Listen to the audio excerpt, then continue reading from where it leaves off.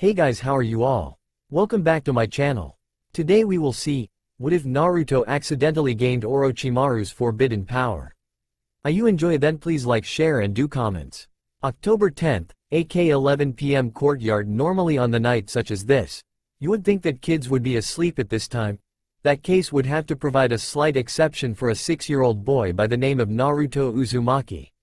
Now if Naruto had parents, he would have not been out her, and the fact that he was the Jinchuriki of the Kyuubi no Kitsune was not helping his situation, especially since he was being chased by a slightly drunken mob filled with ninja and civilians alike.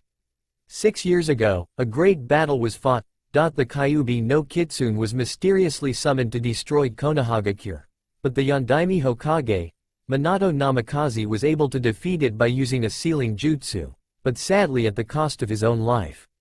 He was forced to seal within Naruto, his only son. Naruto ran into an abandoned cave with the mob right at his heels. Not noticing the forbidden sign, the boy was so terrified that he was constantly looking behind his shoulder every few minutes, and that costs him. There was a rotting floorboard that was in front of him, and when he ran on it, the floor gave away, making the young boy fall with a scream into the darkness. The scream was heard outside of the cave, and one asked, what happened? Demon boy fall through hole. Another answered in a drunken slur, he dead now. Let's go. The mob dispersed back to their home, idiotically believing that the Bane of Konoha was dead. But as it turns out, the boy was only unconscious, and what was inside the place he fell through would spark a new journey. It would upgrade Naruto Uzumaki into the ultimate ninja upgrade. A few hours later, Naruto woke up groggily and disorientated. My head, he said as he got up and touched the side of his head gingerly. Blood dried on the side and made his bangs cling to his forehead and temple. Great, another birthday and they leave me in a different place. Now where the hell am I? The boy thought to himself. He stood up and limped towards the wall to lean against the wall and find his way out. He ventured into the dark corridor until he saw a torch lit up and another, lighting the way to a door that had caution tape over it. What is this place? Naruto asked. The boy moved under the tape and opened the door, which moved slowly with a loud creaking sound. Next, the boy noticed several notes thrown askew, jars filled with misty water and preserved organs, but there was one jar that caught Naruto's eye. It was filled with gray, shiny matter, and Naruto looked around to find a ladder in a corner and pushed it towards the counter. He reached up to grab the jar and struggled to open it with his hands, but little did he know was that the gray matter was reacting to the movement. Naruto's ministrations caused the jar to shatter, and at that moment, the ladder buckled. The Jinchuriki fell to the ground for the second time of this night, and all he saw before he passed out was the gray matter coming at him. October 11th, AK Konoha Hospital, 10 a.m. Naruto woke up in a hospital bed and his personal nurse, Saya Tanaka, came in. She was only 16 years old and one of the few who thought Naruto was a hero for keeping the Kyuubi at bay each day. Good morning, Saya-chan, Naruto said sleepily. The young nurse smiled sweetly at Naruto. Hello, Naru-chan, are you feeling better? The blonde looked at her and replied, yeah, I feel much better. Actually, I think that this is the best that I have ever felt in my entire life. Maybe it is because that you are her, Saya-chan. Saya had a light blush from Naruto's compliment and giggled a bit. Oh, Naruto, you are too much. Saya's smiling face turned to a frown for a moment. The Anbu found you in an underground lab. Inu-san tracked you and found you unconscious with matted blood on your head. Naruto's mind wandered to the events that occurred last night, especially with the mysterious gray goop, but he absent-mindedly dismissed it. Since I am fully healed, can I go now? Naruto asked sweetly. Sure, come on, I will sign you out and then we can go see the Hokage. Hokage-ji-san? Naruto, you should respect him, he is the Hokage. But he is old, besides I do respect him. Respect's earned, not given, unlike those old farts he calls advisors believe. Saya giggled as she held Naruto's hand as she finished signing him out, and the two strode off to the Hokage's office. As they reached the secretary's desk, the lady smiled at Saya, but when she saw Naruto, she said in a crisp tone, I am sorry, but the Hokage is busy at the moment. Is that so, Kimiko-san? An elderly voice called out. Gigi-san, Naruto cried out. He ran to hug Hiruzen Sarutobi, the Sandaime Hokage, at his waist. Kimiko paled in fear while Saya smirked at the woman's misfortune. How are you, Naruto-chan? The god of shinobi asked. I am fine, Gigi-san. I can't explain it, but I feel so much better now. Sarutobi smirked. Maybe it is because of Saya-chan. Saya blushed, but Naruto shook his head. No, that happens every day, I mean, like I feel all energized and stuff. The professor smiled at the boy. Sleep can re-energize the boy, maybe that is the cause. Now come along, you don't want to miss your first day at the academy, do you? The boy vigorously shook his head from side to side and ran off towards the academy, dragging Saya with him. Come on, Saya-chan. Let's hurry or we will be late.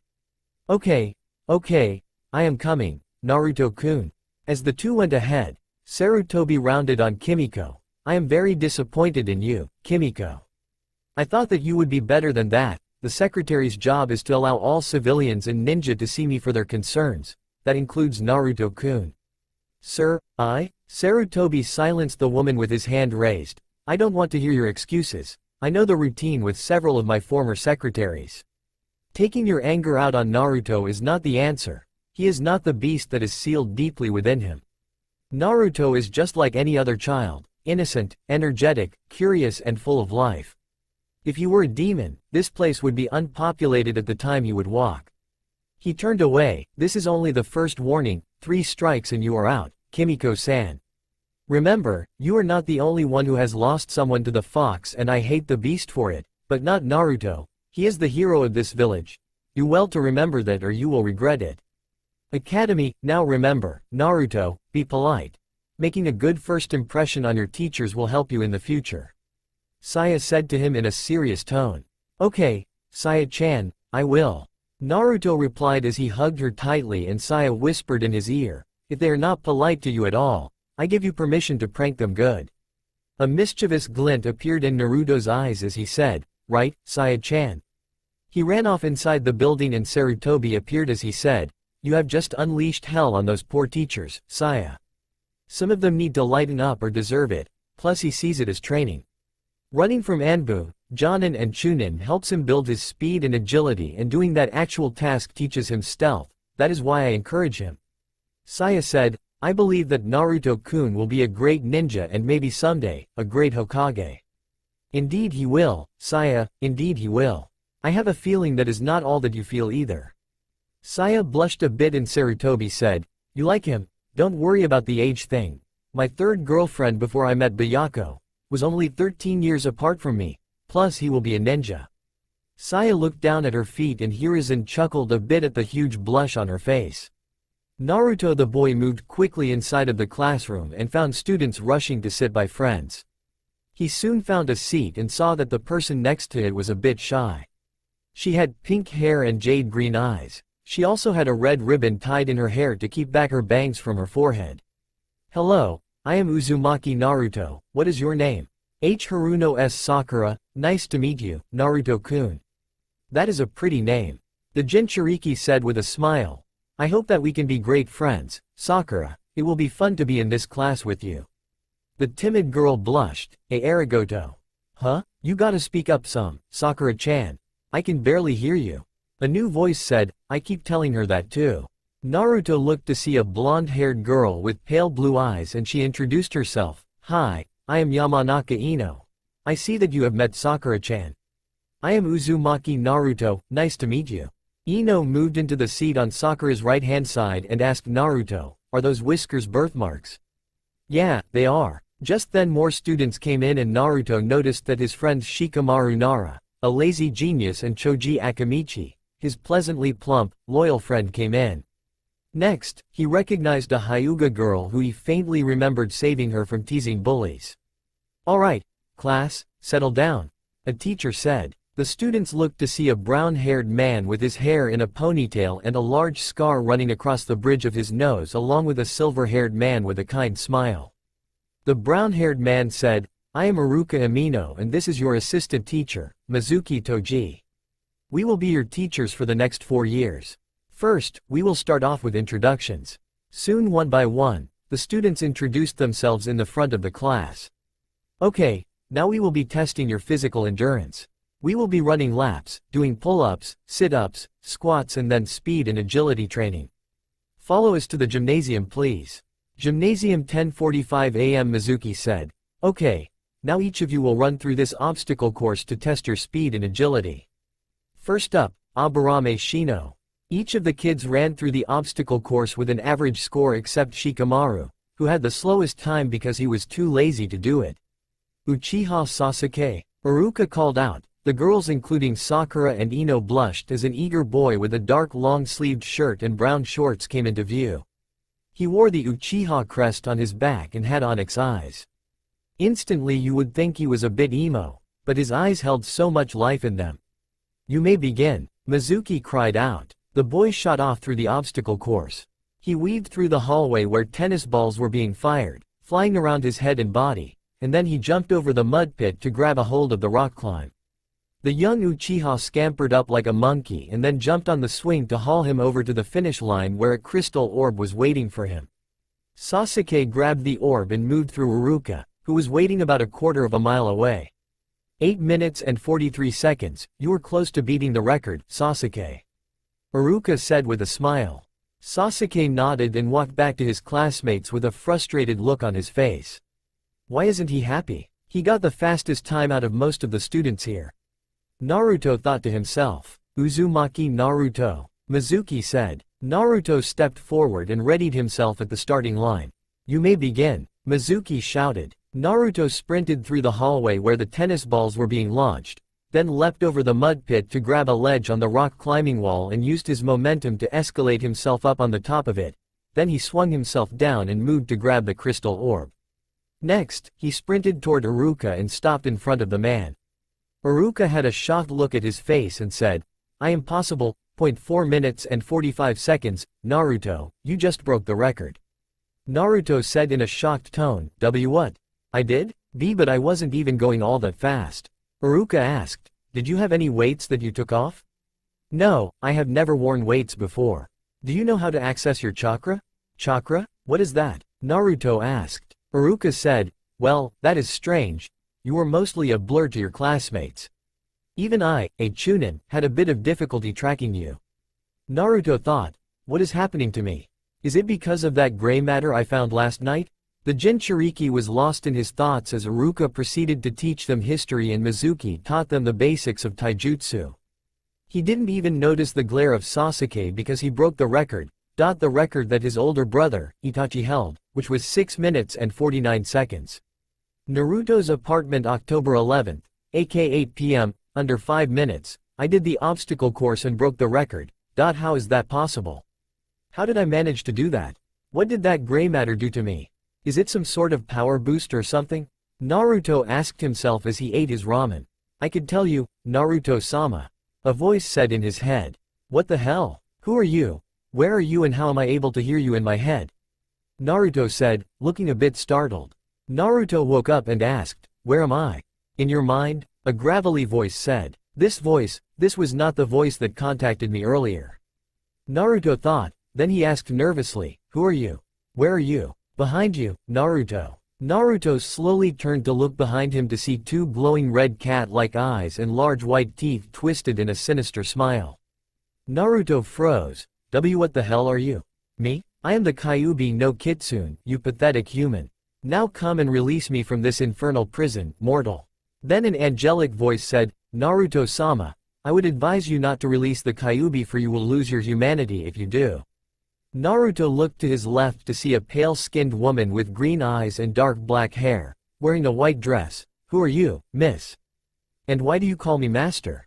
The woman replied, I am Serenity, your AI or artificial intelligence. What? When you touched that gray matter last night, I was able to absorb myself into your body through your wounds. The matter is called nanites, which are microscopic little robots that can help the body work efficiently. The reason that we were never used was because the patients died shortly after they were injected with a small sample. Naruto asked, so why am I alive now and who made you? Serenity replied, the reason is mainly because of your healing factor from the Kyuubi no Kitsune, which allows us to adjust inside you. The one who made us was Orochimaru, the snake Sanin. The Kyuubi roared, do not ignore me. Release me from this infernal prison and I will think about sparing your miserable life. Naruto ignored the fox as he asked another question, So do you know everything about me and what is happening with my body, like my lineage or something? Yes, your body is being enhanced to its full potential, making you stronger, faster, sharper, flexible, etc. As to knowing about you, yes, I do. Do you know my parents? Accessing, cross-referencing DNA. Your parents are Kushina Uzumaki, the Crimson Princess and former Jinchuriki of our friend over there in Minato Namikaze, the Yellow Flash and Yondaime Hokage. Naruto was shocked at the fact that his mother was a Jinchuriki and even more that the Yondaime, the one who sealed the Kyuubi inside of him, was his own father. So you are the spawn of the accursed woman. I thought I would recognize you, for her attitude was much like you, and the bastard Yondaime is your father. I will definitely kill you when I released. Naruto growled out in anger, shut up. The Kyuubi was surprised at the level of hatred that Naruto possessed towards him. So I am the son of the Yondaime and my mother was the Jinchuriki for you. The old man lied to me about knowing my parents. The villagers and some ninjas hated me for your attack, and I have been alone because of your damn actions. Serenity, is there any way to control the Kyuubi? Yes, but you will have to release the seal in order to control his chakra without any drawbacks. Furthermore, the way you are, you cannot survive the battle against the Kyuubi. You must be at Jonin level to battle it. Naruto growled, fine, but I don't want anything to do with you now, Kyuubi. So until the day I take your chakra, you will be silent. Now be gone from here. Naruto, with his young mind, pushed back the Kyuubi into the crevasses of your mind. Naruto, I will kill you, Kyuubi roared out. Naruto turned to Serenity. Well, I will have to train harder to defeat that fox, and I will need a lot of jutsu to work with. Serenity said, of course, Naruto-sama, but I would like to inform you about the seal. It seems that your parents infused a bit of their chakra inside you. Would you like to access it now? No, I believe that I have enough things on my plate for one night, plus I think I might kill my father before he says anything to me. For now I will not say anything to them until the advantage falls to me to reveal my knowledge. What are your abilities, Serenity? Serenity replied, my abilities are to scan and help you learn jutsu to master it completely. Also to regulate your chakra throughout your network system, as well as changing anything inside of your body. Blood type, adrenaline levels, etc. There is more information, but I can't access them at this time. Mainly if Orochimaru was able to have a successful experiment. He wanted it to progress slowly to be able to control him better. I am guessing that my weaknesses are electricity. Yes, if you are hit with a Raiden jutsu, my abilities will be hindered greatly for an unspecified time. Naruto nodded, good. I need you to extract some of Kyuubi's chakra. I have a feeling that we will need it in the near future. Yes, Naruto-sama, was her answer. The Jinchuriki allowed the Kyuubi's cage to appear once again, and he approached it once again only for its claws to come out to attack him, but Naruto grabbed the end. You should know something, Kyuubi. One's mind is the powerful weapon a person can wield. You are living in my mind and in here. I am God until I release that cage of yours. Naruto broke the claw off of Kyuubi, causing it to roar in pain, and looked at as it dissipates into red-orange chakra that Serenity sent out bits of herself to collect and store. Then Naruto allowed for the Kyuubi to regenerate its missing appendage. You will pay for this pain you have caused me, Naruto. Naruto looked at him and retorted, shut up. You know nothing of pain. You are just a manifestation of chakra. The only thing that you can experience is anger, rage, lust, destruction, greed. That is all you know. Now until I have the power of a Jonin, you will shut up and leave me alone. When I have the power, I am coming for your fuzzy ass. After meeting the sinister Kyuubi no Kitsune and the artificial intelligence Serenity, Naruto was conflicted with many emotions. Anger, sadness, pain, and happiness were among the ones that were felt the most. So, I am a Jinchuriki of the Kyuubi no Kitsune. My mother was the second holder. My father exchanged his life to seal it within me and protect the village. Sarutobi Gigi-san lied to me. Knowing about my parents and the Kyuubi, and I have nanites that boost my body to its highest potential, making me faster, stronger, smarter and more durable than most people. He thought. The boy pondered, I am not going to tell the old man any of this, except maybe the knowledge of the Kyuubi. Then the Jinchuriki let out a laugh. Funny, everyone is practically worshipping the clan who gave birth to the cause of Kyuubi's release and the savior and son of the one who sacrificed his life for me, and this forsaken village is treated like a pariah. Naruto got up and declared, Well, let's give the crowd what they want, right? After Naruto's declaration, he threw himself into studying and training. For him to avert drawing attention to himself, he made sure that he was in the middle and developed a happy mask to fool everyone, even the Sandaime himself. Also, that was the last beating he had at the age of 6, mostly because the civilians and some of the ninja were beaten to unconsciousness due to Naruto's prowess at taijutsu. He learned every single jutsu in the library and mastered them completely due to serenity, able to replay the hand signs in his mindscape and provide the guidance in learning it. In result of that, Naruto became a bit aloof to everyone and his classmates were wary of him except his friends, Shikamaru Nara, Choji Akamichi, Hinata Hyuga and Kiba Inuzuka. Something in his soul told him that these four would be his true friends until death, and so far they were. His other friend-turned acquaintances, Sakura and Ino, ignored him mostly because of the current heartthrob Sasuke Uchiha. About 6 or 7 years ago, the Uchiha except his mother, Makoto Uchiha, and Sasuke were killed by his own brother, Itachi. Naruto was a bit saddened at this event. Itachi was one of the few Uchihas that he respected besides Makoto. Due to an unknown genjutsu cast by his brother, Sasuke's mind was traumatized by the event and fixated on training to confront his brother and kill him personally. Makoto was trying her best to lead him on the right path, and Naruto remembered the day he met her on the verge of despair. Flashback: 2 years ago, Makoto was devastated. She lost her friends, brothers, sisters and her husband all in one night, killed by her own flesh and blood, her prodigy son. On top of that, her son was changed and began obsessed with training to the brink of unconsciousness to make sure that he was the stronger one when he faced Itachi. Fixated on joining her kinsman in death, she gripped the kunai in her hands and prepared to stab herself in the heart. She moved her arms, and as the point neared her skin, a small hand stopped its descent by holding on her forearm. "What?" she said in surprise. "Killing yourself is not going to solve the problem that Itachi-san killed your family. Plus you still have Sasuke-san to take care, Makoto-sama." She looked behind her to see Naruto's cerulean eyes and a sad smile. He continued, "Plus my mother would want you to be stronger than that, nay?" Makoto's eyes widened. You know? "I do, I have known for 4 months now." Makoto bowed her head. "I am sorry that I couldn't do much for you, Naruto, but how you did? A certain fox told me, trust me, he is such a jackass. I have no idea how my mother dealt with him in the past for all those years. I am this close to making him into an Easter bunny with his mouth sewed shut," Naruto said as he thought about the Kyuubi in his stomach. Makoto giggled through her tears. "Thank you, Naruto-kun. Thank you for making me see the light again. Funny, you are just like your mother." Naruto smiled. "You are welcome, Makoto-sama." Her dark ebony eyes met his and she kissed him fully on the lips on pure impulse. Naruto's eyes widened a bit at her boldness, but was not sure that if breaking away from it was a good idea in her emotional state, so he kissed back. Besides, when will it be the next time an older woman kisses him, the pariah of Konoha? A dark-haired woman sneezed and her husband said, "Tsunami, are you alright?" Tsunami answered, "I am alright. Kaiza-kun, I think someone is talking about me. Probably your father in his sleep." Gambling casino. A blonde-haired woman sneezed as she pulled the lever and the slots showed a grape, an apple and an orange.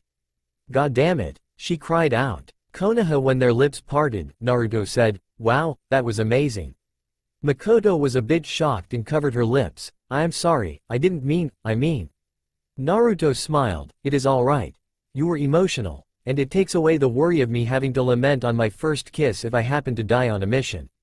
Makoto said, "Glad you like it. Of course, you are a beautiful woman, who wouldn't like it?" Makoto blushed a bit and Naruto said, "Besides, if I did have a relationship with you, Makoto-chan, I don't think that Sasuke would approve of it at the moment, that is." Makoto's face turned red. But I am old enough to be your mother." "Oh, trust me, I have seen people old enough to be my grandmother with a 21-year-old. Now that was a mess you don't want to see." Makoto replied, "But you are right. If he was like Itachi, he would freak. But Sasuke was more inclined to my so-called husband, Fugaku." "I take it that you didn't like him?" "No, I fell in love with him, but then he changed after the village was becoming distant after the Kyuubi attacked the village. Madara Uchiha was able to control the fox once when he fought against Hashirama Senju, so the suspicions aroused around our clan because of that factor. Naruto was surprised. He was able to control the Kyuubi? Yes, but so could Hashirama Senju with his Mokuton bloodline. The only Senju that is left is Tsunade, the slug Sannin, and she is out of the village, plus she doesn't have the Mokuton bloodline. Therefore the suspicion was on the Uchiha clan. Soon my husband started planning and tension grew between him and Itachi after Itachi's friend, Shisui, mysteriously drowned in the river. Then Itachi came and attacked the clan. Naruto said, I see, so Madara was the one who sent the Kyuubi, the damn fox was right. What? But he is dead, hell, he should be twice as old as the third Hokage. Think about it, Madara and Hashirama were the only one who could be able to control the Biju, including Kyuubi. Somehow my mother was weakened and Madara was able to release and control the Kyuubi. That explains the fact that the Kyuubi appeared out of nowhere. I am guessing that my mother was attacked at my birth since that would be the most vulnerable at that time, correct? Makoto said, why yes. When she had you, the seal that she had would weaken and the Kyuubi tried its best to get out. She told me that before she had you. Hey, she even asked me if giving birth would hurt, but it doesn't explain how Madara is alive. You said that Itachi's eyes were different, right? Yes, somehow he acquired the Mangekyo Sharingan. It is a theory, but what if Madara somehow got another level, much higher than the Mangekyo Sharingan? Do you know the history of Madara, or did he have any siblings? Yes, he did. His brother was Izuna Uchiha. They both were competing against each other and both of them acquired the Mangekyo Sharingan as well. But Madara's eyes dimmed and he turned blind, then Izuna died. Naruto sat and thought for a moment. That is it, Madara must have took his brother's eyes when he died and had them implanted into him, making the eyes adjusted to his own and got more powerful eyes, making him immortal in a sense maybe. Makoto said, is that even possible? If it is, we must report this to Hokage-sama. Like I said, it is just a theory, Makoto-chan. We don't know anything yet and I would have to explain everything to Gigi-san. We have to have proof to confirm it. So for now, we will keep this to ourselves. In the meantime, we will need to train hard. I will need to train against the Sharingan as well as learning more jutsu. To defeat Madara or his successor, I will need to be able to control the Sharingan. Makoto nodded. Alright, Naruto-kun. Naruto smiled and gave her a chaste kiss on the lips. There, something to remember me by, until I figure something out to help you out. Makoto said, you are lucky that you are only 10 or I would have jumped you. For some reason, Makoto-chan, I wouldn't mind that at all. Then the Uzumaki disappeared into the night while Makoto returned back to her house with a small smile on her face as she drifted off to sleep. Flashback ends. Now, Naruto was seen in class, sleeping. All of the information spewing from Iruka's mouth was just mainly review for the final exam. He decided to observe the classroom. Everyone was mostly the same, except Sasuke. Over the years, Sasuke became cold and aloof due to Itachi and the council's interference was not helping Makoto out either. He became an angst persona and often blamed his mother for his problems. For that Naruto held resentment in his heart for that. His former friends, Sakura and Ino, were still loyal fangirls to Sasuke despite of all of Naruto's indirect efforts to encourage them to train. The only way Ino trained was when her father forced her to. Hinata would often steal glance at Naruto and occasionally stuttered when she was nervous. Naruto. Iruka shouted. What do you want, Iruka-sensei? I want to pay attention to the lesson. To a pointless review of everything I have learned for the past 4 years, thanks, but I will pass on that. Then what is the Yondaime's most famous technique? Which one? The Rasengan or the Hiraishin, because both of them were used fairly frequently. Naruto answered lazily. Who are the Sannin? Jiraiya, Tsunade and Orochimaru, former students of the third Hokage, Hiruzen Sarutobi. The only reason why they got the title was because they were the only survivors who battled against Hanzo of the Salamander and lived. Also Jiraiya is a known pervert, Tsunade sucks at gambling and Orochimaru is a traitor and likes to touch little boys. Sho, Hashirama Senju, co-creator of Konohagakure along with Madara Uchiha, possessed the Mokuton bloodline. Are you done yet? Iruka was silent and Naruto took it as a yes and put his head down once again. Soon he woke up just as Iruka said, now we will have sparring matches to determine the Rookie of the Year and Best Kunoichi of the Year. Naruto thought to himself, finally something interesting. The classmates filed out in order to get the matchups. As the boys and girls battled it out, it soon came down to Naruto and Sasuke. It is down to you two. Naruto. Sasuke, you will fight. The same rules apply. If you run out of the ring, you lose 1 point. You hit your opponent, that is a point. First one to get 3 hits win and become the Rookie of the Year. Iruka said. Both boys nodded and slipped into their stances and the Chunin shouted, begin. Sasuke said to the Uzumaki, you can't defeat me, Uzumaki, I am stronger than you. Say that after you win the match, Sasuke-san. You are overestimating your strength here. HMPH, what do you know about strength? A lot more than you. I know how to gain more power, through friends. You have no one to lean on and that is why you will lose. It seems you have forgotten how to gain true strength, no less to wipe your own ass. Sasuke shot forward and attacked Naruto, but the Jinchuriki ducked under his cross. The Uchiha sent a kick to the Jinchuriki's head, but the nanite enchanted boy caught his leg and lifted it up to flung him to the side. Sasuke corrected himself by landing on his feet and ran to give Naruto a flying kick, but Naruto caught it. You are too slow, use your speed instead, that is your strength, not brute power, Sasuke-san. Shut up and stop blocking. Naruto replied, but that would defeat the purpose of the exercise. You can't expect an enemy ninja to just take your shots.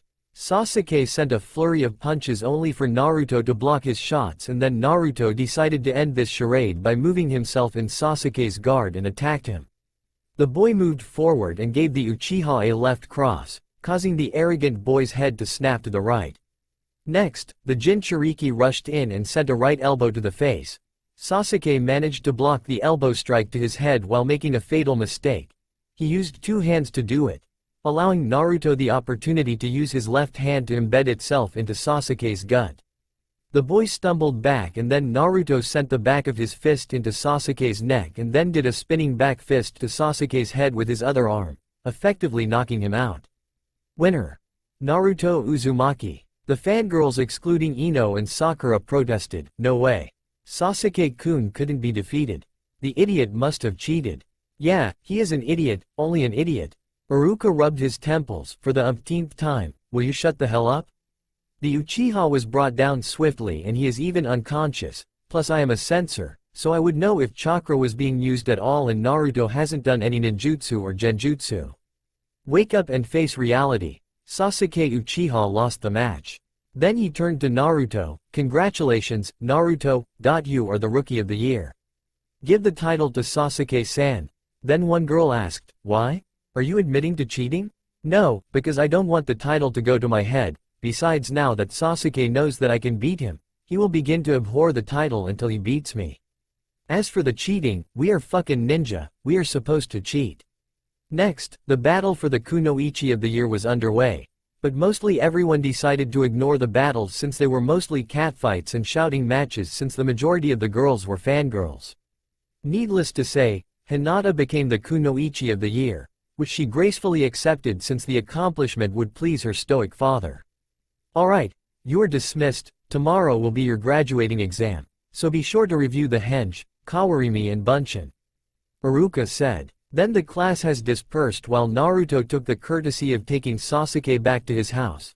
Plus the fangirls were starting to creep him out with those weird looks they were giving the unconscious Uchiha. Serenity, have you found the problem to the reason why I can't utilize the bunshin no jutsu? Naruto asked telepathically. The amount of chakra that you are using for the bunshin no jutsu is overloading it, even if you applied a little bit using your current chakra control, your chakra, mixed with a minuscule amount of the Kyuubi's chakra destroys it slowly, causing the dead and pale look on your clones. The AI replied, so I could never use the bunshin no jutsu. Oh, well, at least Miko-chan taught me the Tsuchi bunshin no jutsu beforehand. Useful for training, Naruto said. Would you like to train in utilizing the Goryuka no jutsu, Naruto-sama? Yes, please send me the hand signs. Instantly Naruto was given the hand signs and proceeded to practice them until he dropped in the forest. When he woke up, he heard the sounds of kunai clashing against each other. Funny, who would be training this late? I wonder who, wait a minute. Naruto thought as he focused his hearing to realize that it was Mizuki and Iruka. Mizuki and Iruka sensei fighting? That is a surprise, considering that they are friends. Well, all people have their disputes. Let's see if I can settle this. The nanites enhanced boy came into the clearing to see that he was right and Mizuki had some big scroll on his back.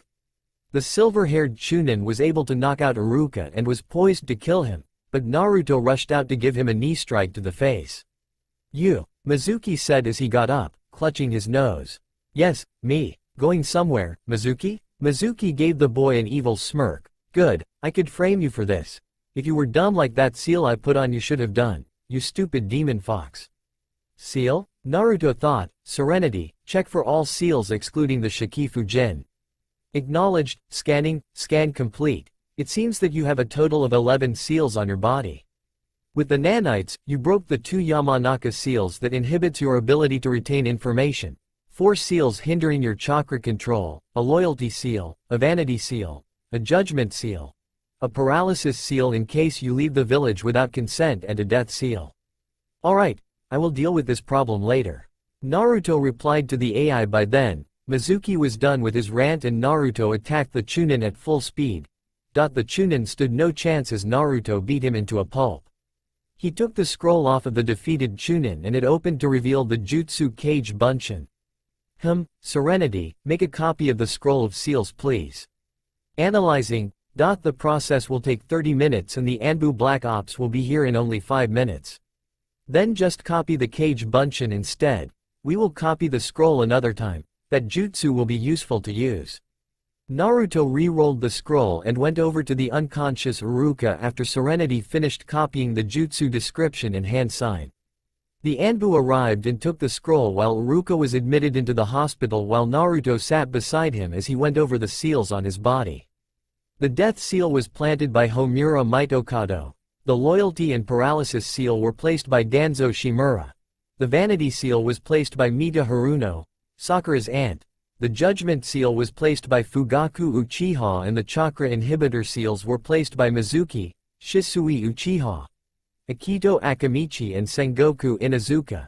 The 2 Yamanaka seals were placed by Tora and Taka Yamanaka. Naruto was furious and spent the whole night destroying the seal placed on his body, using the nanites that stole some of the Kyuubi's chakra. Then he went into the forest once again, away from the prying eyes of any shinobi or civilian. Naruto began to practice the hand signs until he was able to do it in a blur, then he applied chakra and shouted, "Kaden! Goryuka no Jutsu!" A small fireball shaped like a dragon head appeared and crashed into a tree, scorching the bark.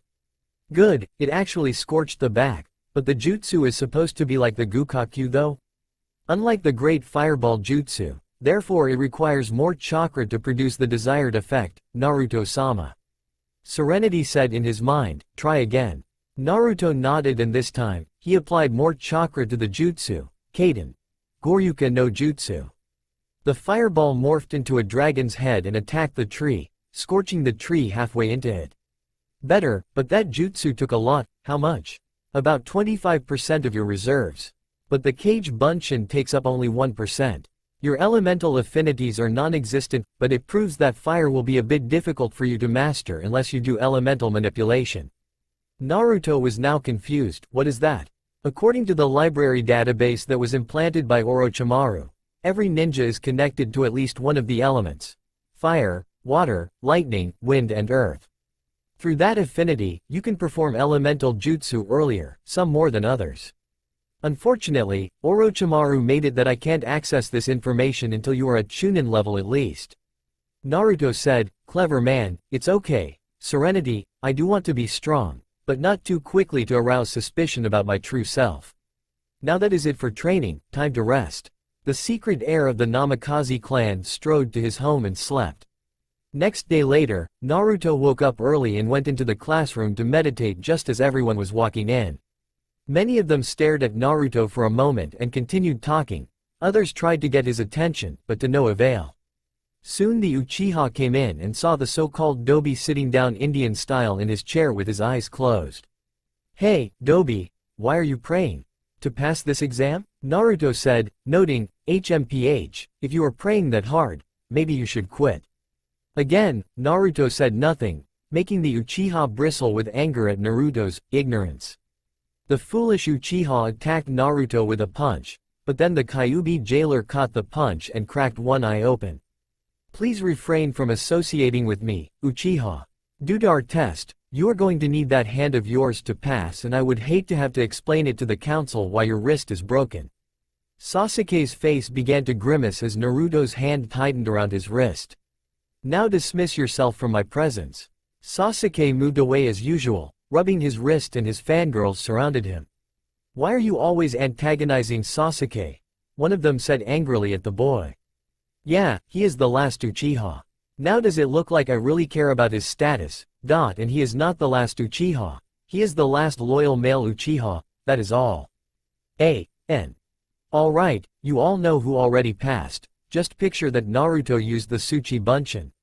A day later, the classmates that passed the test appeared in the classroom, sat there, chatting. Naruto chose to sit by Hinata as Iruka called out their teams. He had the unfortunate luck of the draw to get the resident emo who always challenged him to a fight, Sasuke Uchiha, and on the upside, he got his old-time friend Sakura, though it would be difficult to make her see the light. Soon they departed for a break. Immediately Sasuke said, "Fight me, Uzumaki. Look, we already went through this situation for the 433rd time, I will not fight you unless it is deemed necessary. We are supposed to be a team, and I will not have your petty challenges and selfishness get in the way of this. Alright, Sasuke-san?" Naruto said in an authoritative, monotone voice. Then he stood up. "I'm hungry, do any of you two like to go to a restaurant?" Sasuke huffed, and Sakura was a bit indecisive. She wanted to eat, but then Sasuke would be alone, or she could stay to ask Sasuke to date her or at least acknowledge her, but he would ignore her as always. She made a decision. She chose to go with Naruto to Yakiniki-Q. As they ate, Naruto asked, "So Sakura-san, have you been keeping up with your training?" The Haruno winced a bit at the suffix, but deep down, she knew that she deserved it. After the Uchiha massacre, she saw Sasuke lose his smile, and she wanted to be the one who brought it back. In result, she broke off her friendship with Ino and Naruto to become her rival and ignored the Jinchuriki for the past 4 years, passing him off as annoying. "I have been slacking off a bit, but I will try not to bring this team down, Naruto," she replied after she swallowed her meat down her throat. "Good to hear, but I am not worried about you that much. Sure, you may be the weakest person on our team in terms of strength, but in mind, that is different. I am worried about Uchiha-san. The massacre has seemed to have a deep effect on him more than he let on." Naruto replied. "What do you mean? The fact that his sibling destroyed his clan members to only 2 has caused an alarming effect on his mind. I think that Sasuke is like a lone wolf. He believes that he doesn't need anyone but himself, therefore this team is useless." Sakura said, "Maybe if you fight him, he will be willing to work with us." Naruto shook his head. "No, then his inferiority complex will kick in. He wants to be strong enough to kill his brother. I am a measuring tool to him ever since I broke the record. Plus I'm physically stronger than Choji and faster than Kiba even in the bestial form." Sakura said, "So what do you suggest? I know Sasuke-kun is like that a bit. The one I can actually see who can tolerate and deal with him is you. But he will not notice you if you keep asking him on dates. He likes strong women like his mother, Makoto-san. Therefore you must not slack off on your own training if you want to win Sasuke's heart and bring back his smile back, Sakura-san." Sakura stuttered. "Why, you think that I can do it? You or Ino-san are the closest to do it, but you seem more determined than her." Naruto said with a smile. "Okay, looks like it is time to return back to meet our sensei." 2 hours later, Sakura and Naruto's eyes were twitching, and Sasuke was just sitting there, brooding and glancing at Naruto once in a while. Finally a silver-haired man with his headband over his right eye walked in with his orange book in hand. "Ohio." Sakura said, interrupting, "You are late, sensei. I'm sorry, I got lost on the road of life." Naruto thought with a sweat drop, that was the worst lie I have ever heard in my existence. The Jonin said, "Meet me on the roof, so we can introduce ourselves in some new scenery." Serenity said to Naruto, "That is Kakashi Hitaki, former Enbu commander. Codename Inu. He is known as Sharingan no Kakashi, or the Copy Ninja. He is said to know over 1,000 jutsu, and his eye was obtained by Obito Uchiha, his own teammate who was killed in action during the Third Great Shinobi War, and his other teammate, Rin, is missing, presumed dead." Naruto thought, so Inu-san is here. Never knew he was so late in crucial things. At least he wasn't late when he was in the Anbu Black Ops. The four of them reached the roof and the genin sat on the steps while Kakashi sat on the railing. Alright, now let's introduce ourselves, likes, dislikes, hobbies, etc., he said. How about you start off, sensei? You are kind of suspicious? Sakura said. Kakashi replied, fine, I'm Kakashi Hitaki. My likes, you don't need to know, my dislikes, my hobbies, I have lots of them in my dream, maybe later. Your turn. Every genin's thought was he only given out his name. I'm Sakura Haruno, my likes are Anmitsu and a certain boy, my dislikes are arguing and my rival Ino Yamanaka. My hobbies are sewing and dancing. My dream is to become a great kunoichi. I'm Naruto Uzumaki, my likes are my friends, training and food, my dislikes are traitors, arrogant people, needless fighting and corrupt people as well as a certain fox. My hobbies are cooking, training and playing the violin or piano. My dream is to become a strong ninja. Sasuke Uchiha. I have little likes, my dislikes are cowards, my brother and weaklings, my hobbies are training and my dream. Ambition is to kill a man that has wronged my clan. You know, Naruto said, it is no secret that Itachi Uchiha, your brother killed your clan. Sasuke, you can say it out loud. Alright, enough, just so you know, you are technically not genin yet, Kakashi said as he noticed that Sasuke was about to retort. What? Sakura said in surprise. Yes, you must pass my test tomorrow. But the scary part is that this test has 66.6% chance of failure. Meet me at training area 3 at 8 in the morning and don't eat or you will throw up. The team departed and trained a bit in preparation of the test. Naruto slept in since Serenity gave the information that Kakashi was always 2 hours late unless it was for a mission and ate a breakfast of cereal and buttered toast. When he reached the training area, he found that Sakura and Sasuke were hungry, tired and looking a bit pissed. Where were you, Naruto? You are never late until now, Sakura said angrily. I asked around about our sensei after we parted ways. Turns out that he has a chronic lateness thing. He is always late by 2 or 3 hours unless the Hokage requested of him. Naruto somewhat lied. Then the Jinchuriki took off his pack and began to assemble a crossbow, making Sasuke ask, what are you doing, Uzumaki? Setting up traps. Whatever the test is, we are going to have to fight him. Sasuke said, how do you know that we are going to fight him? He obviously said it, the training ground, you can't come here unless you are physically training and have a ninja license. Also he told us no to eat anything to make us weaker, more susceptible to getting tired. Naruto explained as he tested the bolt, which sank into the tree that he was aiming at. Good, now to place them. Naruto said to himself. Using wires, he set up traps at points he hoped that Kakashi wouldn't notice and made sure that his teammates were watching where he put them, so they could avoid it. Now, I will need the two of you to work with me, so we can pass whatever test we got. Sasuke demanded, why? You realized that you are weak? Uchiha, neither you nor I have the power or experience in defeating a Jonin-level ninja. Kakashi-sensei was once the student of the Yondaime Hokage, meaning that he is very powerful. Unless we can put aside our differences, we have absolutely no chance in winning at all. Naruto said, in terms of fighting, he is much on the level of Itachi, maybe slightly lower. Plus we all don't want to go back to the academy, right? Sasuke reluctantly nodded and said, fine, but if this doesn't work, I am taking him out myself. Agreed. Soon Kakashi came into the clearing. Yo! You are late, Sakura shouted. The Jonin ignored her as he pulled out an alarm clock and put 3 bentos on top of the stumps. Okay, it is almost time. Kakashi said, listen up, I am only explaining this once. The 3 genin stood to attention as the silver-haired Jonin held out 2 bells attached to strings and stated, your objective, to get these bells from me under the time limit. You can use ninjutsu, taijutsu, genjutsu, anything to get these bells from me. Sakura said, what happened to the one who doesn't get a bell? That person will be tied to the stumps and watch as the rest of his or her teammates and myself eat a bento in front of them.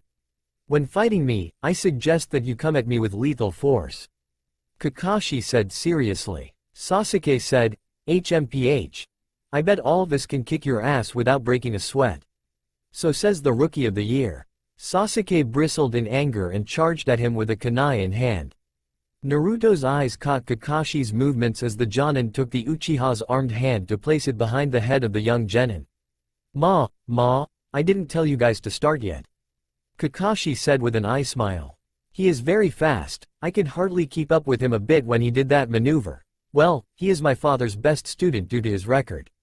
Naruto thought. The Jonin released Sasuke and said, okay, ready, start. Everyone separated into the bushes and Kakashi took out a look as he thought, everyone is hidden well. Wait, Naruto, he disappeared? Suddenly the Jonin took a few steps forward and Sakura pulled a string to activate one of Naruto's traps. A crossbow shot 3 bolts and Kakashi jumped back only for a rope to wrap around his ankle. The Jonin quickly cut the rope off to jump back into another crossbow trap. How the hell did I not see this at all? All of these traps are well hidden. Surely Sasuke nor Sakura couldn't have. Naruto, the Jonin thought to himself. Naruto smirked as he signaled Sasuke to join in the fray. Looks like he has figured it out now for the Uchiha to lure over to the real trap while Sakura is setting up the grand finale. The Uchiha leapt in the air as he flipped through hand signs and shouted, Kaden! Gukakyu no Jutsu.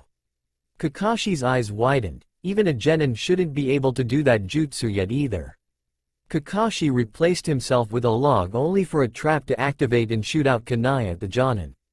The Yondaime's former student ran into the forest to avoid them and saw Sakura running and he followed her silently. Soon he came into a place where Sakura was muttering, where is Sasuke-kun? Kakashi sighed in relief and said, Sakura, behind you.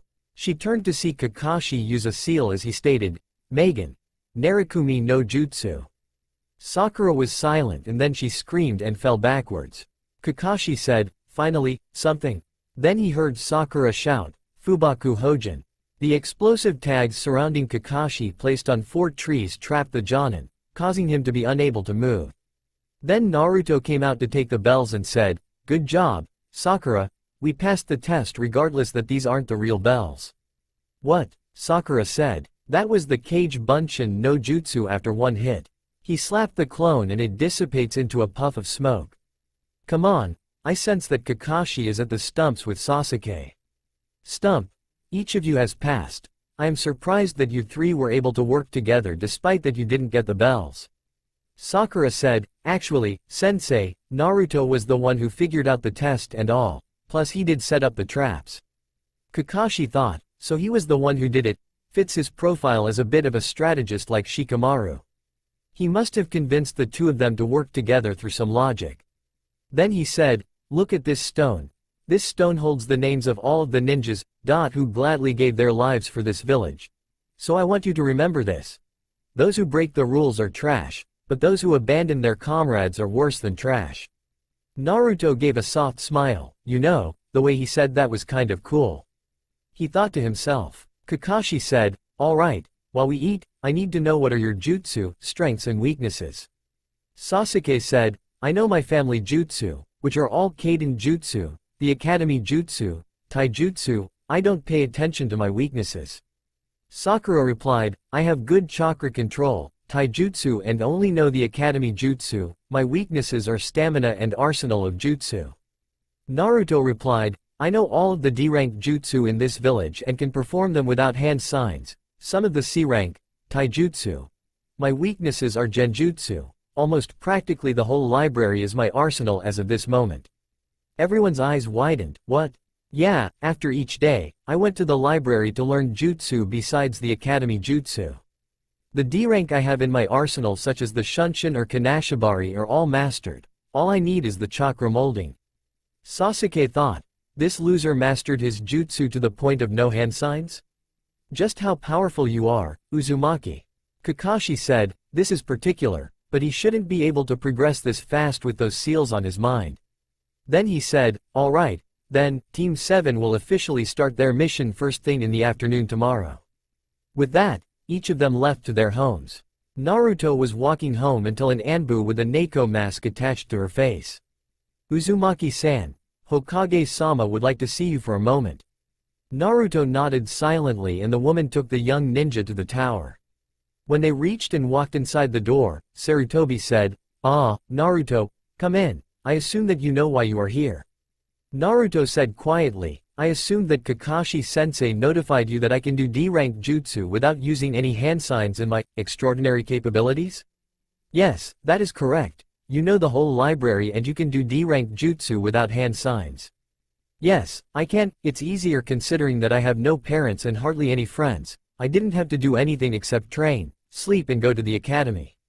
Most of them are clan heirs and their parents are still wary of me because of me holding the Kyuubi no Kitsune. Naruto stated. Sarutobi and Neiko flinched and the Anbu said, "How do you know about that?" Mizuki happened to tell me before I beat the shit out of him until he turned into a meat puppet. Now the real question is why you didn't tell me about it. Most of the village's population knows about my secret except me. How the hell does that work?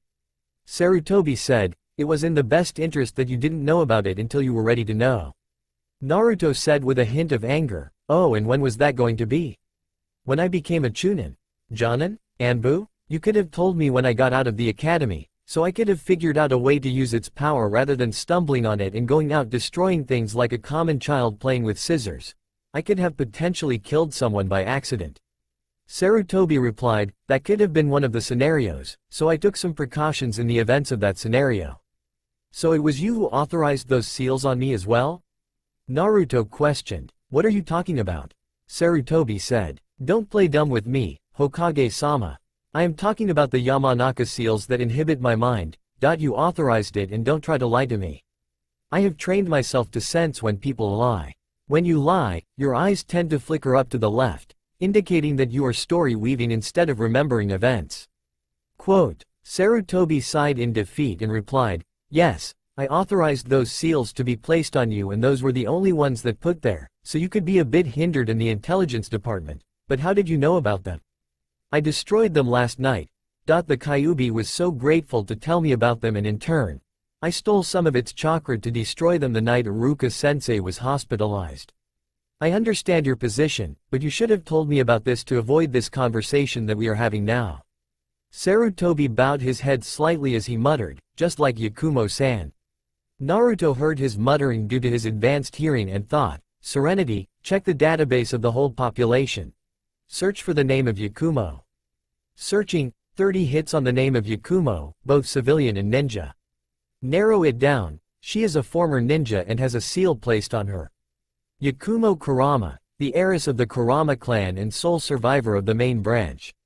Her mind was sealed by her tutor, Kurenai Yuhi by order of the third Hokage.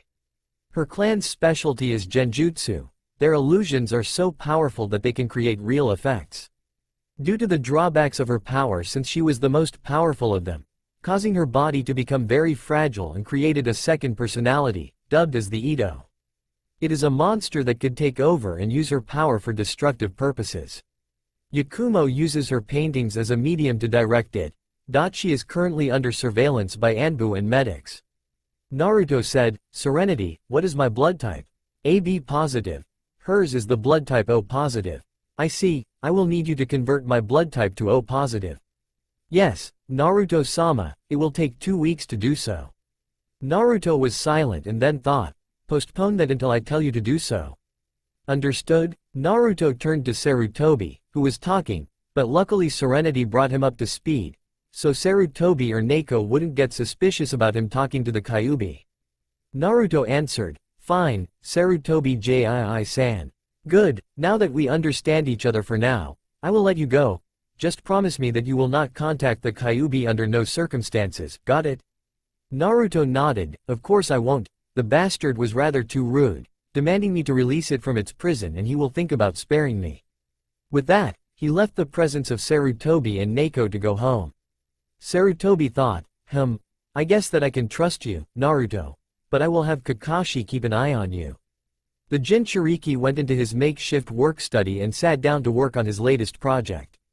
By using some of the nanites that were infused with the Kyuubi's chakra, he could harness it without calling on the Kyuubi itself, extracting the nanites from his blood and putting into the half-sphere of the metal gloves on top. He named it the CKX gloves, also known as the corrosive Kyuubi X gloves. Finally, it is complete, now to test it. He put one of the gloves and it glows with a blood-red-orange light as Naruto activated it by tapping the glove's half-sphere. He put it on and pointed the glove at the dummy that he set up. He soon found out that he could have the chakra cover his fist without burning himself and send out blasts of the chakra before the nanites had to recharge themselves. He could only do 5 consecutive blasts. Each of them were the size of the average human head and the dummy was reduced to flaming pieces. Success, but it seems that it dims a bit after each use. He took them off and then he put them aside to settle down for the night. After 3 weeks, Naruto laid low, considering he knew that Kakashi was ordered to watch over him. As soon as he caught Tora for the 55th time in his life, he decided to deal with Tora's problem.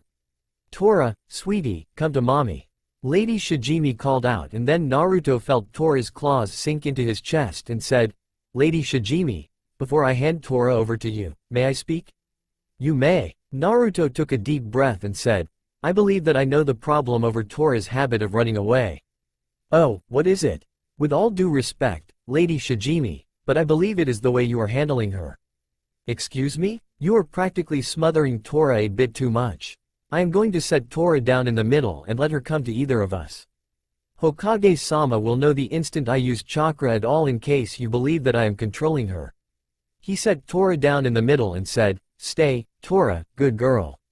Then the Kyuubi Jinchuriki went over to the end, further away from the middle, and Lady Shijimi would have the advantage. "Here, Tora, come to mommy," Shijimi called out. Tora stiffened and looked at her once and then ran towards Naruto, who picked up the female cat and petted her gently as he walked toward the Fire Lady. "Mistress, as of this moment, Tora is afraid of you because of the way you handle her. To prevent this, I want to help you, so Tora will never leave your side." He spent the next 20 minutes, showing the Fire Lady how to properly hold and care for Tora. Soon Tora grew comfortable in her owner's arms and Lady Shijimi said, "Thanks, what is your name, young man?" "Naruto Uzumaki, at your service, ma'am." "Naruto, thank you for helping me with Tora, you took quite a risk there." Naruto smiled, taking risks to help others is a part of the ninja's job description. Then he looked at Tora as he scratched her chin. "Now you behave, Tora, got it?" Tora purred and let out a soft meow indicating that she was happy, and Naruto smiled, "Good." Lady Shijimi left the Hokage Tower after giving him a favor card, telling him that he could ask of her or her husband. Soon Sasuke turned to the Hokage and said, "Hokage-sama, can we have a better mission than doing these chores, please?" Sarutobi replied, "I am sorry, Sasuke, but you are not experienced enough to handle a C-rank mission. You are merely rookies." The Uchiha argued, and how exactly D-rank missions are supposed to ready us for a C-rank missions in the future. Considering the fact that most genin die on mere C-rank missions are high, going on one C-rank for at least once a month could prepare new genin to act accordingly.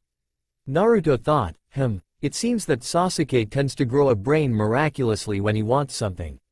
Sarutobi thought to himself, he is right, I guess we could test it. Let's see how Team 7 handles a C-rank mission. He pulled a scroll from the C pile and said, "Fine, Team 7. You will escort a man back to his village, protecting him from bandits. Send the client, please." Suddenly an old man with a straw hat and a sake bottle appeared in the doorway. "What is this? All I get are snot-nosed brats." The Jinchuriki replied coolly, "Would you rather leave us leave you at the mercy of whoever wants you and the money you have?" The man shut up quickly and Naruto said, "I thought so. I'm Tazuna, a renowned bridge builder, and I expect you all to protect me with your lives."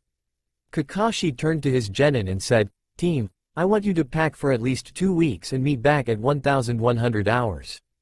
Gates Sakura, Sasuke and Tazuna came at the gate at 10:30 and then Kakashi showed up at 10:45 along with Naruto, who was wearing a tight, dark gray shirt and tight black pants with hexagon signs.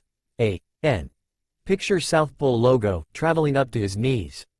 On the back of the gray shirt was a black cross. He also had his new CKX gloves on his hands, only his pointer fingers were exposed.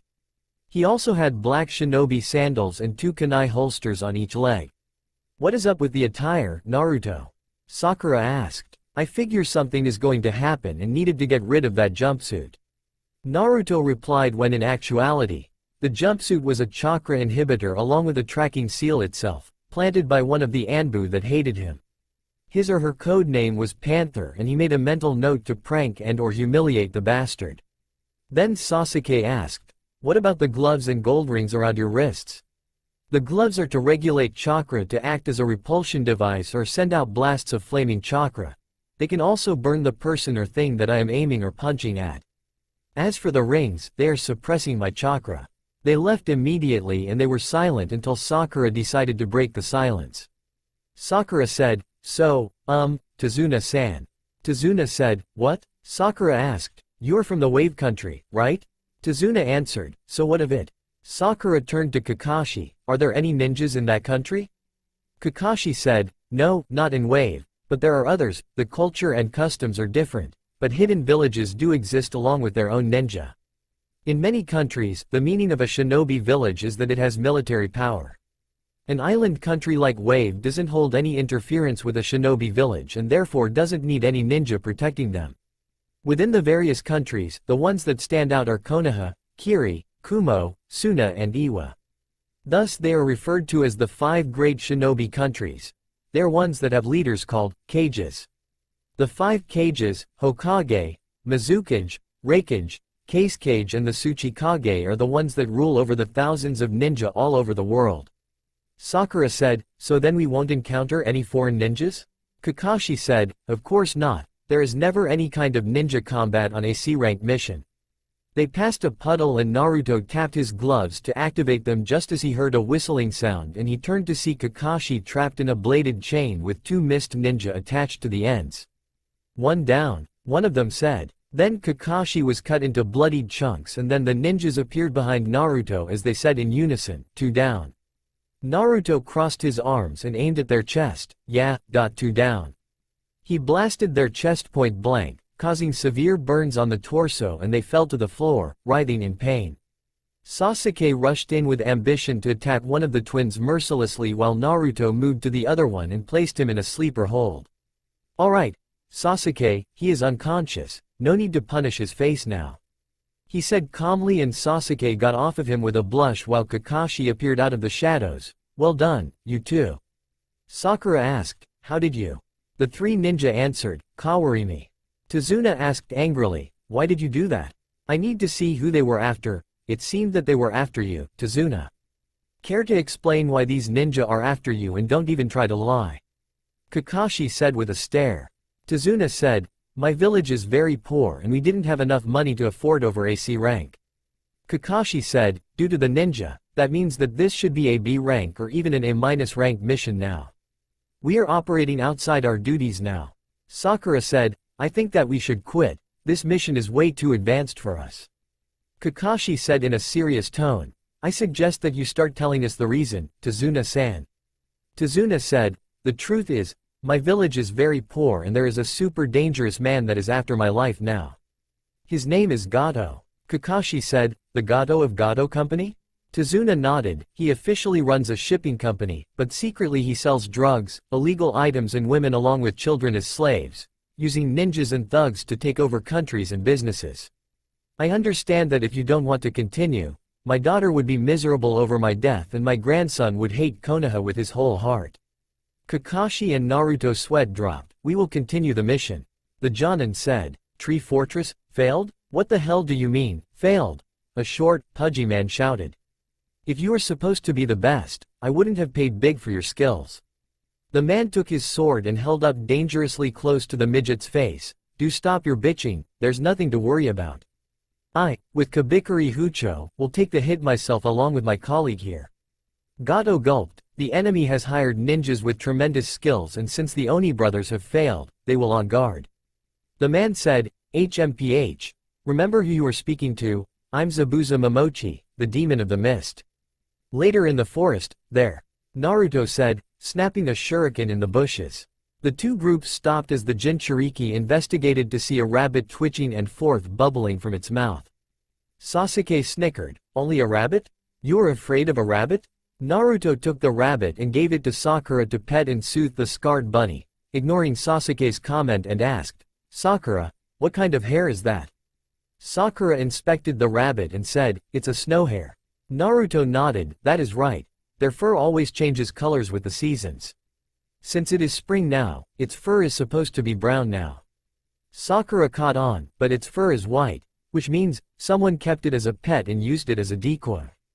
Which means, Someone is, duck. Naruto shouted and he took Tazuna and Sakura. Sasuke and Kakashi also ducked to avoid a large sword spinning over their heads and sank into the tree.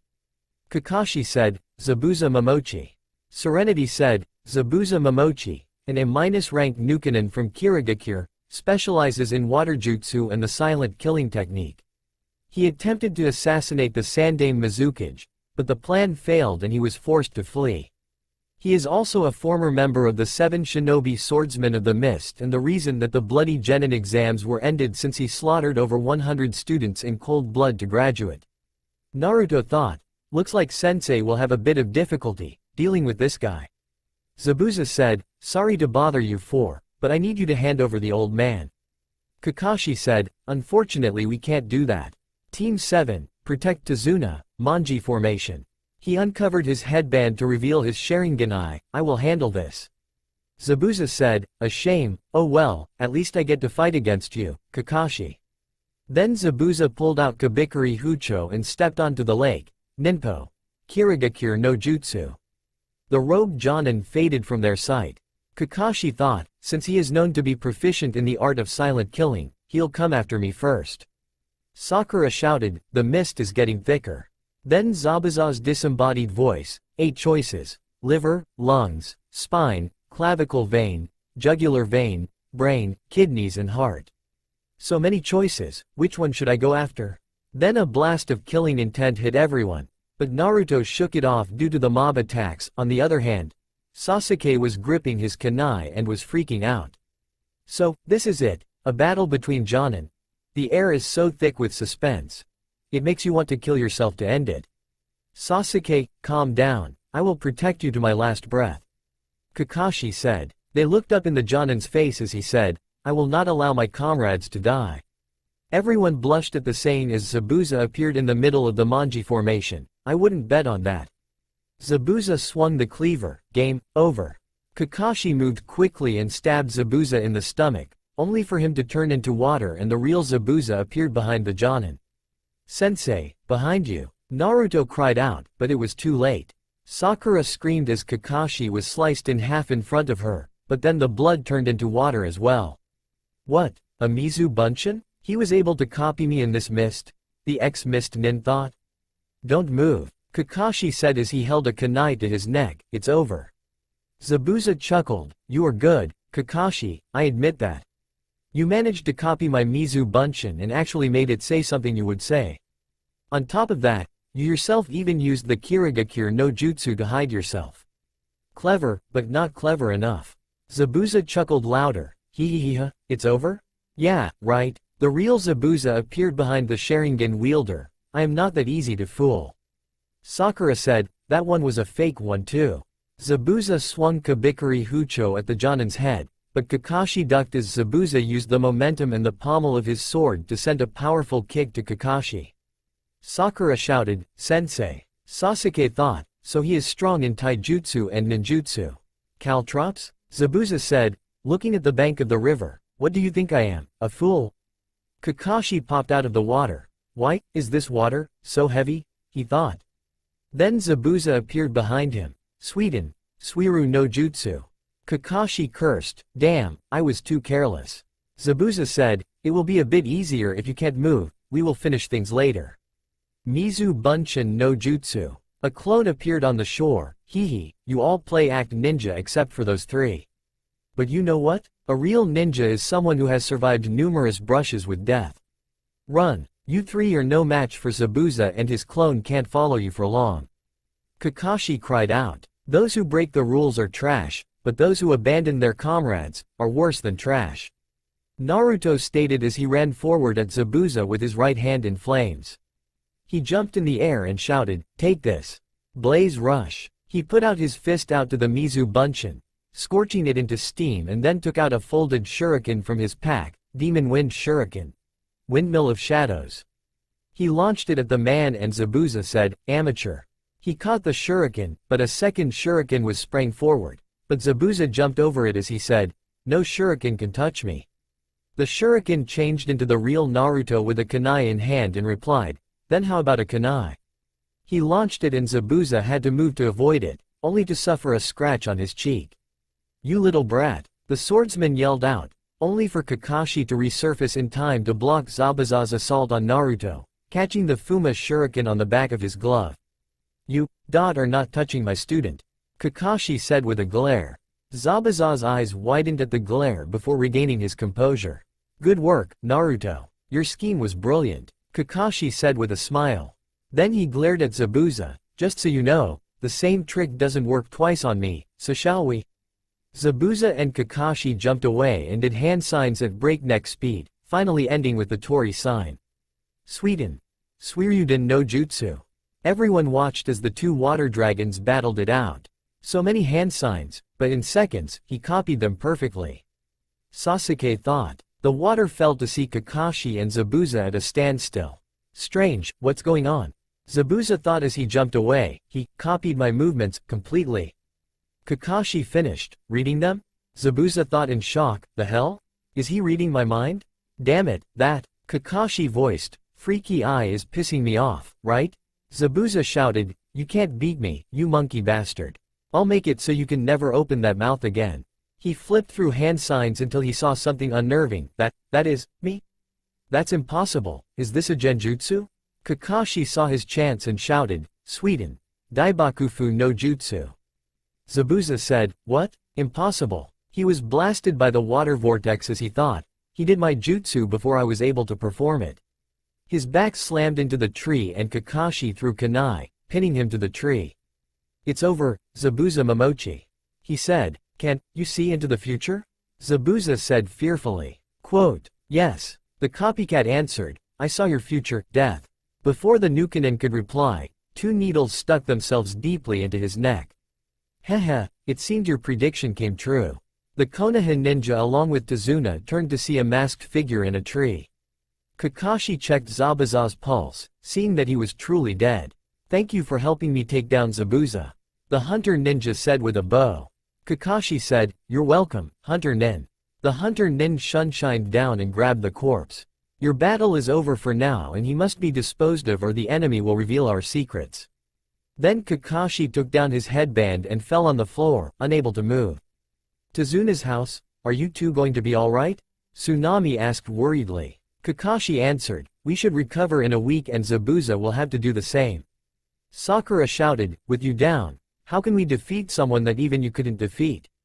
"Training, first thing in the morning," Kakashi answered. "Okay, today I am going to teach you how to climb trees using chakra only. To do so, you must send chakra to the soles of your feet and walk, or in this case, run up the tree. Use your kunai to mark your progress if you fall off and then try to surpass that mark. If you can master this type of exercise, then there is no jutsu that you can't master." Kakashi explained to his team. Naruto, Sasuke and Sakura pulled out their kunai from their pouch and ran at their designated tree in front of them. Sasuke moved up quickly on his tree, but then he accidentally put too much chakra and crushed the bark. He pushed off the trunk and managed to cut his mark on the tree before he bounced off from tree to tree until he landed on the ground. Naruto ran up his tree for a bit and then he felt his control slipping, so he grabbed a branch and sat on it before he lost his footing and slashed his mark. He noticed that he was slightly behind Sasuke, but it was due to his own capacity of chakra. "This is easy," Sakura said, and everyone looked to see that Sakura was sitting on a branch way higher than Naruto. "Looks like the one with the best chakra control is Sakura," Kakashi said with his lone eye smiling. Then he thought, "But I would never expect Naruto to get close to Sasuke that easily in this exercise since he has the most chakra here, exceeding my own." Naruto jumped down from his position and tried again, getting much farther than where he marked at. He went back to the ground again as he thought, "This is interesting, so the objective is to find the right amount of chakra to use. You do too much and you will crush the tree, and if you do too little, you don't stick and fall off the tree. I was a bit close, time to see if I can get this the right way." The Jinchuriki walked to his tree and put his foot on the tree. When he was sure that he had the right amount, he placed his other foot on the tree and slowly walked up his tree. Sasuke looked at the Jinchuriki and was incensed that he was surpassing him in this exercise as Naruto came back down a few minutes later from reaching the top. Naruto noticed this and walked towards him and whispered, "I know that you don't want my help, but if you want to master your own jutsu and this exercise, you will need to calm down." Sasuke thought to himself, calm down? What is that supposed to? Wait, if I become calm, I can become focused on this exercise to find the right amount of chakra to use. Alright, Dobi, let's see if your theory is correct. Sasuke ran up the tree and got farther than Naruto's second mark on his third try, and he smirked. Looks like you were right, Naruto. Alright, looks like everyone has gotten the hang of it. Now if you want to increase your chakra capacity, you can keep doing this exercise until you feel slightly exhausted or out of breath. So Sasuke, Sakura, you have the option of continuing if you want. Naruto, you can do other training and tomorrow, you will guard Tazuna. Kakashi instructed. Naruto nodded at this and Sasuke said, wait a minute, why doesn't he have to do the exercise anymore? Because, Uchiha, I have the chakra capacity rivaling the average cage level shinobi, and sensei did say that it was optional, but it would be a waste of time doing the exercise with my chakra levels. As to why I have that much chakra, which is probably your next question, I believe that I have inherited it from one of my parents or something. The Jinchuriki bowed respectfully to Kakashi and said, I will be at the house. Then he turned to walk to the house and unsealed his new blueprints of his latest projects. One was a metal gauntlet with a hidden blade mechanism. Another was a small disc that explodes on impact, and lastly a leather glove that was covered with metal and had claws on the end of the fingers, too. He also wanted a crossbow, but the ones in Konoha were made out of white pine or Douglas fir. He needed something made out of hickory or oak. He was lucky enough to find out that Wave Country had an abundance of oak trees. Now all he needed was a blacksmith to mold the bolts and make the gauntlets, so he ventured into the town and found a blacksmith at work. Hello, kid, are you a bit young to be wielding a weapon? The man asked. He was a bronze-colored man with a beard and appeared to be in his 40s, wearing a black vest with an apron and blue pants. His hair was a dark purple and his eyes were forest green. Yes, I am. My name is Naruto Uzumaki. I am a ninja and a bit of an inventor. The name's Nekoshi Murama, so you are one of the guys that Tazuna hired, huh? What do you need? I want you to make 2 gauntlets, one made out of metal and the other one will be leather with metal covering it to protect my hand. The metal gauntlet will have a 4.5-inch blade hidden inside of HT. Also I need at least 100 bolts for a crossbow. Do you have enough metal for that? Nekoshi replied, unfortunately I don't. I have been making weapons for Gato's men. It is the only reason why my establishment is still up, but I will have to thank them a bit since the money I used was for Tazuna to hire you guys. Naruto took a scroll from his pouch and unsealed a large slab of metal that he had. Will this do?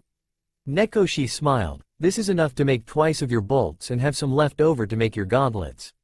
It will take me about 3 days to finish all of them. Naruto nodded and he said, here are the plans. I will be back to pay you when it is finished. The Jinchuriki went in the woods to see Sasuke running up the tree again, and Sakura was resting against her tree. Serenity. Check chakra levels of subject Sasuke Uchiha and subject Sakura Haruno. Naruto said, and his eyes became cybernetic and dilate much like a camera's lens to scan their bodies. Sasuke Uchiha currently has 34% of his chakra left and Sakura has only 40% of her chakra. Serenity replied, I guess I could help Sakura out tomorrow, she looks very tired as it is. Naruto thought to himself, time to train. The secretive boy moved to a tree and began to practice his taijutsu moves and combos of punches and kicks until Kakashi recalled each of them back to the house at the end of the day for dinner. March 23rd, AK 2 p.m. Bridge. Naruto was hard at work. He decided to kill 2 birds with 1 stone. Using Kage Bunshin to help work on the bridge as well as keeping a close eye on Tazuna was a good idea. Since the Kage Bunshin wasn't a big deal on his reserves. He also realized quickly that information was given to the original user after a clone was dispelled. He knew that for him, it was the ultimate training regimen for a person like him. Huh? What do you mean? You want to stop, Gichi? Tazuna said in utter surprise and disbelief. Naruto glanced over to see his client arguing with his old-time friend. Gichi replied, it's too dangerous to work on this now, Gato is much too strong. Tazuna gritted his teeth and replied, fine, but I am not giving up. He can threaten me all he wants, but I will not stop until this bridge is finished. Gichi, you don't have to come in tomorrow. The old man picked up a board and turned to work on the bridge. Later on, Naruto and Tazuna went to the grocery store to buy food, but the Jinchuriki frowned at the state of the village. There was hardly any food and he was shocked to see that a mere child was forced to resort to begging to get food and saw how his eyes lit up when he gave him some candy. I am going to make sure that this bridge is completed. No one will stop this from happening. Naruto thought as he clenched his gloved fist. That night, Sakura noticed a torn picture on the wall, prompting Tazuna to tell the story of Kaisa's life and death at the hands of Gato. Naruto went towards the door and Sakura asked, "Where are you going, Naruto?" "It is dark outside. To train a bit, I might be late," he answered as he went out the door and traveled deep into the woods to train until he fell unconscious from exhaustion.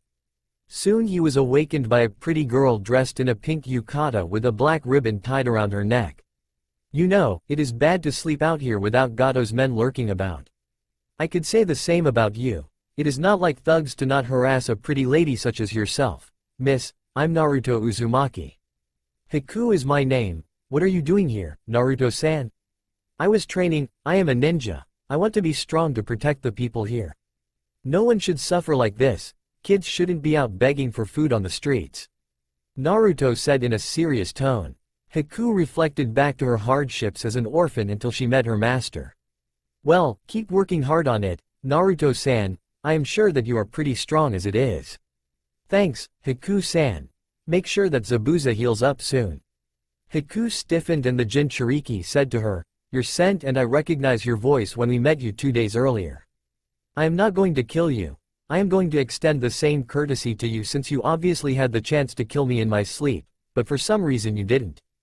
Hiku nodded silently and left, passing Sasuke along the way. "Who was that girl you were talking to?" Sasuke asked his teammate curiously as he watched her. "She was the one who graciously woke me up before you arrived here. In exchange I was helping her collect herbs for her sick father." "I never did catch her name though," Naruto replied. Sasuke dismissed the answer and said, "Whatever, come on. Kakashi needs us to watch Tazuna-san again." The Jinchuriki nodded, knowing that this mission got a bit harder. Could he really kill Hiku after all? Since he caught a glimpse of sadness in her eyes that she didn't want to kill as well, he would have to find that out when he faced her along with Zabuza later in the week. March 25th, AK 7 p.m. Tazuna's house. Team 7 came in the house, joining Tazuna's small family for dinner. Each of them has mastered a jutsu from Kakashi over the week and they were a bit happy. Sakura learned Magen. Narukumi, Sasuke learned Kaden. Housenka and Naruto learned Suiden, Mizurapa. Inari glared at Naruto, who noticed and asked, "What's wrong? Why do you even bother to try hard at all? No matter how hard you train, you are no match for Gato and his men. No matter how hard you boast or how hard you work, in the end, when you are facing the strong, the weak are always killed. You guys come in here, laughing and smiling like idiots. No one can defeat Gato, no one." Naruto sighed, "Whatever, kid, I am going out since I lost my appetite and before I might do something that I will regret in the end. So good night, Tsunami-san, Tazuna-san." But Inari had to get the last words in. "I would hate to be you. You know nothing about this country, yet you are being so nosy about it. What the hell do you know about me? I am different than you. You are always acting as if everything is going to be fine and being all cheerful. You know nothing about suffering." Slap. Naruto backhanded the boy across the face, making Inari clatter to the floor. "Don't you ever assume that people have not suffered at all, boy. The things that I have been through, you would have never survived. You would have wished you were dead, so stop sniveling and whining like a newborn baby. Maybe if you grow a pair like your grandfather did, you would see that the power that Gato holds in money. HMPH. It is a shame. Kaiza-san would have been so disappointed in you. In fact, he would hate to be you." Sakura said as she touched his shoulder. "Naruto, you have said enough." He shrugged off her hand off her shoulder and gave Tsunami a healing balm from his pouch. "Here, that should bring down the swelling on his cheek and I am sorry for striking your son." With that, he went out the door to visit Nekoshi as he always did at this time of night. He knocked on the door and a woman opened the door. She was very beautiful and had short, curly black hair up to her shoulder and hazel eyes. Her skin was a light golden brown. "Why, hello again. Naruto-kun. Nekoshi Koi is out back. Come on in," she said with a caring smile. "Thanks, Ayaka-san." Just then Nekoshi came in. "Hey, Naruto, the bolts and the leather gauntlet are finished. but the other one isn't just yet. Thanks for telling me about that. I just needed to clear my head for a bit. Oh, how so? The man asked. Inari. Oh, he must have said something that hit close to home. I bet Kaiza and Inari were very close, and when he was killed, Inari was affected the most. Naruto replied, I know, but he has to realize that there are others who have suffered other than him, some more than he has. Nekoshi placed a hand on his shoulder. True, but you can't blame him at all. He has never encountered ninja before. Well, enough of this doom and gloom business, come. I will show you your crossbow. I even made an extra one for you as well. The ninja followed Nekoshi into the shop and the blacksmith gave him the crossbow. Naruto took a bolt and placed in the crossbow, then shot it at a makeshift target. Amazing, there is almost no heavy recoil from it, Naruto said as he placed it back down and went to get the bolt. Then he noticed a sword. It was a black sword that resembled a cross if you held it at the blade. 3. What is with the sword? He asked. Oh, that. It was a memory of my younger days. I was a swordsman once until I met Ayaka and San. Naruto turned to see a 6-year-old girl with black, curly hair like her mother and her father's green eyes with tan skin, wearing a blue nightgown, run up to Nekoshi for a hug. Maya-chan, Nekoshi said, what have I told you about running in the shop? Not to. The girl said innocently, and then she turned to Naruto. Hi, Naruto-nichan. Hey, Maya-chan, you look very pretty, you got your mother's looks for sure. Maya giggled, you said that already, but thank you. Nekoshi mock glared at Naruto as he said, hey, no courting my daughter, Naruto, I don't care if you are a ninja and my favorite customer. Naruto laughed and then Ayaka walked inside. There you are, you little rascal. It is time for you to go to bed, young lady. Maya pouted as Nekoshi gave her to Ayaka and the blacksmith said, well, Naruto, are you feeling a bit better now? Yeah, I am. Your daughter reminded me of my promise that I made, to free this village from the clutches of Gato. I will be back in the morning to get the gauntlet, thanks for your time and the crossbows. Naruto said as he left. After the Jinchuriki left, Nekoshi looked at the black sword hanging on the wall and said, well, Katami, it looks like you may have a new successor. Meanwhile, one of the thugs that was patrolling happened to see Naruto walk out of the shop and the moon's light shined to see his headband. The thug grinned a bit and he ran back to the base to tell his boss about Nekoshi's new customer. March 26th, at Tazuna's house. Naruto woke up to find that his team along with Tazuna left for the bridge. The Jinchuriki left the house to go straight to Nekoshi's shop and planned to join his team at the bridge. He was greeting with the sight of Nekoshi's shop trashing and heard a commotion inside. Suddenly a thug was thrown out of the window and fell unconscious. Naruto ran inside to see Nekoshi armed with a sword, fighting off thugs left and right. The boy acted by taking out a kunai from one of his hexagonal seals after he bit his thumb to wipe blood on it.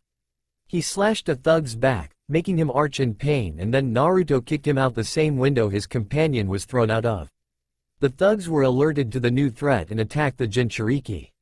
I can't risk using any jutsu or my X-gloves right now to conserve my energy. If they are here, that means that Haku and Zabuza are attacking at the bridge as well.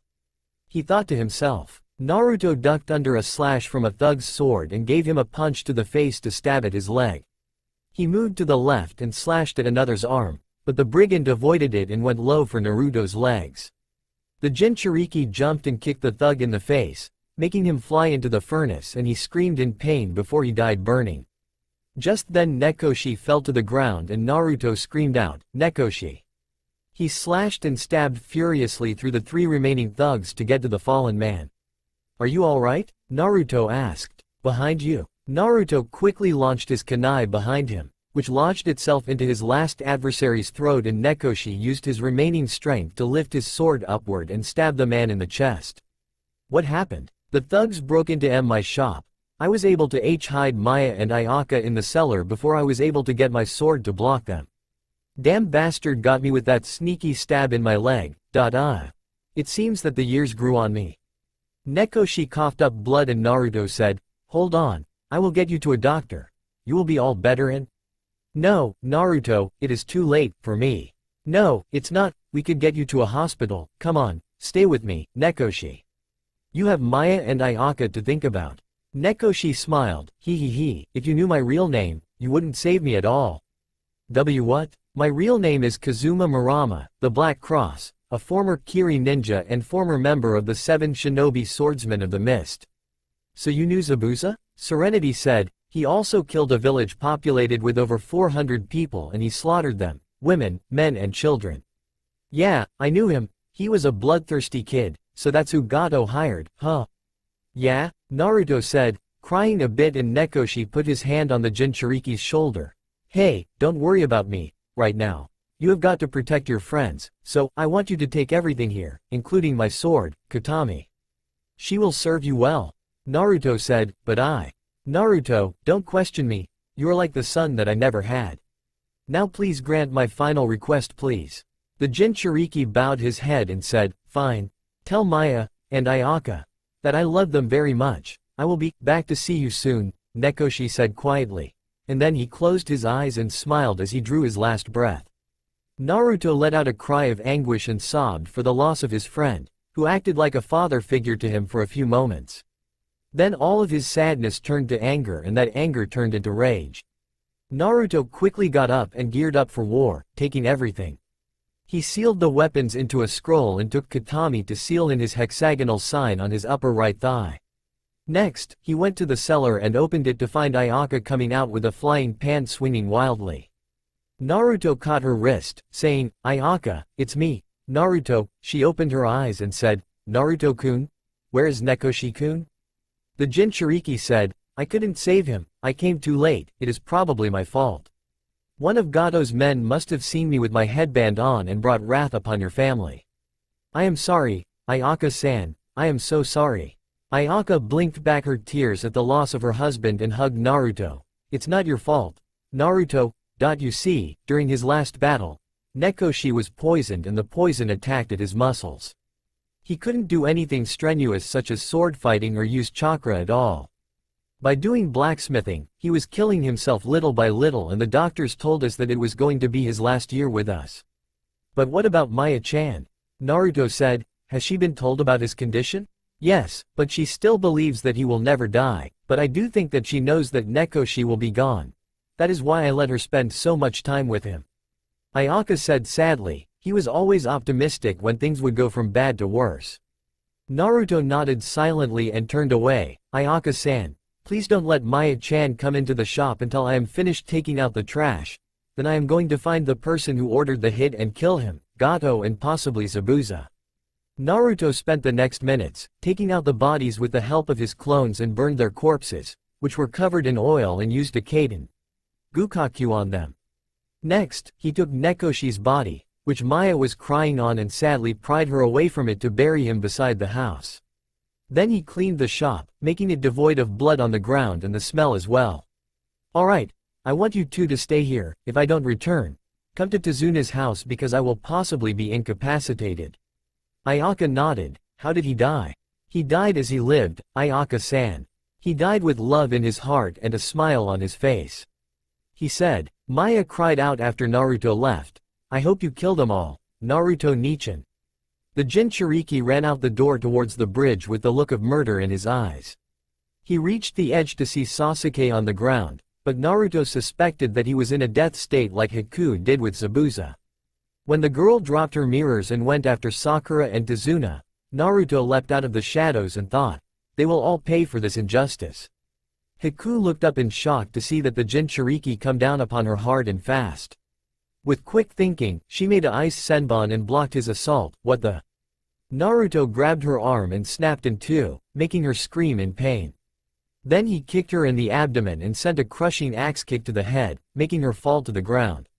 He clambered over her back and lifted her head by the hair, raising a kunai to her neck. Who are you? Your worst nightmare? If you don't answer this question in the next few seconds. Did you order some mercenaries to kill a blacksmith by the name of Nekoshi Murama? No, who is he? Naruto didn't answer for a moment and then answered, he was a friend, almost like a father to me. Quickly, he knocked her out using the ring of his kunai on her head. Naruto moved from Haku's seemingly dead body and moved towards Zabuza and Kakashi to see that the demon of the mist was held down by Kakashi's dog summons. Wait one moment, sensei. I need to ask Zabuza something," Naruto said as he approached the two of them. Kakashi looked over at Naruto with his jutsu slowly dispersing from his hand. "I don't then," he voiced out. Naruto glared at his sensei for a moment, making Kakashi shut up. Then he turned to the ex-mist ninja and asked, "Zabuza, did you kill a man named Nekoshi Murama?" "So what if I did?" Zabuza said with a defiant look. Naruto said, "Wrong answer, Zabuza." He activated his glove, giving off a powerful flame than ever before. He didn't even register it. The boy held the corrosive flames at the Jonin's chest. "Answer me." Zabuza grimaced in pain for a while and then he screamed out as the boy pressed it closer, "Ag. And no, I didn't." Naruto took it away from the man's chest and said, "I see. So Gato is the one responsible for his death. Thank you for telling me the truth." The boy walked away only to hear laughter from the other side of the unfinished bridge. Everyone turned to see Gato standing in front of his men, which were 100 strong. "Looks like you couldn't finish the job at all, huh? Don't worry, I will finish it for you and I am afraid that I will have to kill you too," the short, pudgy man said with a laugh. "Oi," Naruto said, "did you kill a man named Nekoshi?" "Why, yes. His usefulness had ran out since that all my men were supplied with weapons," Gato said. Suddenly red chakra surrounded his body, turning his vibrant, blue eyes into burning red pools of anger. His teeth and nails grew sharper. "Kakashi-sensei, release Zabuza-san. We are going to need his services to get all of us out of this alive. He should be fine with that burn on his chest since it is second degree only." "Not so fast," Gato shouted as he snapped his fingers to have his bodyguards bring out a gagged and struggling Tsunami and Inari. Naruto immediately pulled out his crossbows from his shoulder and back and asked quietly, "Serenity, most possible way to kill bodyguards without hurting innocent bystanders." "Left target. Aim at the railing 36 degrees east. Right target. Aim at the sky 89 degrees north." Naruto did so and shot the bolts. The deadly bolts hit both Zori and Waraji in their eye, allowing the prisoners to run free. The bandits tried to reclaim their prize, but were cut down by Naruto's bolts. The two got to Naruto, who took their gags off and said to them, "Go to Tazuna and Sakura. I am sure that Sasuke is awake by now." "Kill them," Gato shouted. The Jinchuriki bit his pointer finger to spread one of the hexagons to unseal a black sword that resembles a cross if you held it at the blade.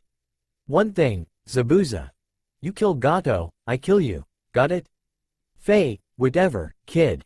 Kakashi, Naruto and Zabuza ran at the crowd, wielding their weapons. Naruto reached the crowd first and jumped in the air as he stabbed a bandit in the throat. He quickly pulled it out as he launched a blast of flames toward another in front of him. Naruto took his sword and sliced off a man's arm off to make him scream in pain until the Jinchuriki backhanded him hard across the face. Kakashi thought to himself, where did he get those weapons and who is Nekoshi? And how the hell is he killing people so easily? Zabuza hacked down 3 bandits down the middle of their waist as he thought, that kid is pissed off and that chakra. It's foul and appalling. Is he a Jinchuriki like Yagura? Next, Naruto impaled a bandit through the stomach with his sword and then had to move away to avoid a slash from one of the bandits. The Jinchuriki quickly rolled and bit his thumb as he reached down to his left thigh to unseal a Kyoketsu Shoge. A.N. Picture the one in Ninja Assassin. As the Jinchuriki began to twirl around, the thugs that surrounded him stepped back to avoid it and in fear. Finally the boy sent it out to stab a random thug and shouted, "Get over here." He pulled the chain, which launched the thug forward into a clothesline move. Then he ripped out the blade downwards before he pulled it out and swung it around his head, making the thugs avoid him once again. A thug got brave and charged in with his battle axe, but Naruto dodged to the left, making the thug kill one of his own and jumped up to slice his throat. He reached his sword and pulled it out of the body, then quickly sealed the Kyoketsu Shoge in its seal while the thugs regrouped to kill the kid. "It is just one kid. How the hell does one kid kill 10 of us in 6 minutes?" one of them asked. Naruto answered, "It is because, I have a goal and that goal is to avenge my fallen friend, Nekoshi Murama. Your boss made the mistake of killing him and now." He lifted Katami as he pointed the sword at them. "All of you will die alongside with him." That sword? That is the Black Cross sword." Zabuza thought, "So Kazuma, you entrusted that sword to that boy, huh?" "Hey, I guess that looking at him now, is a lot like you. Pete, please spare us, we will leave this village and… No, there is no escape. There is no guarantee that you will not try to harm an innocent except for one possible outcome, your deaths.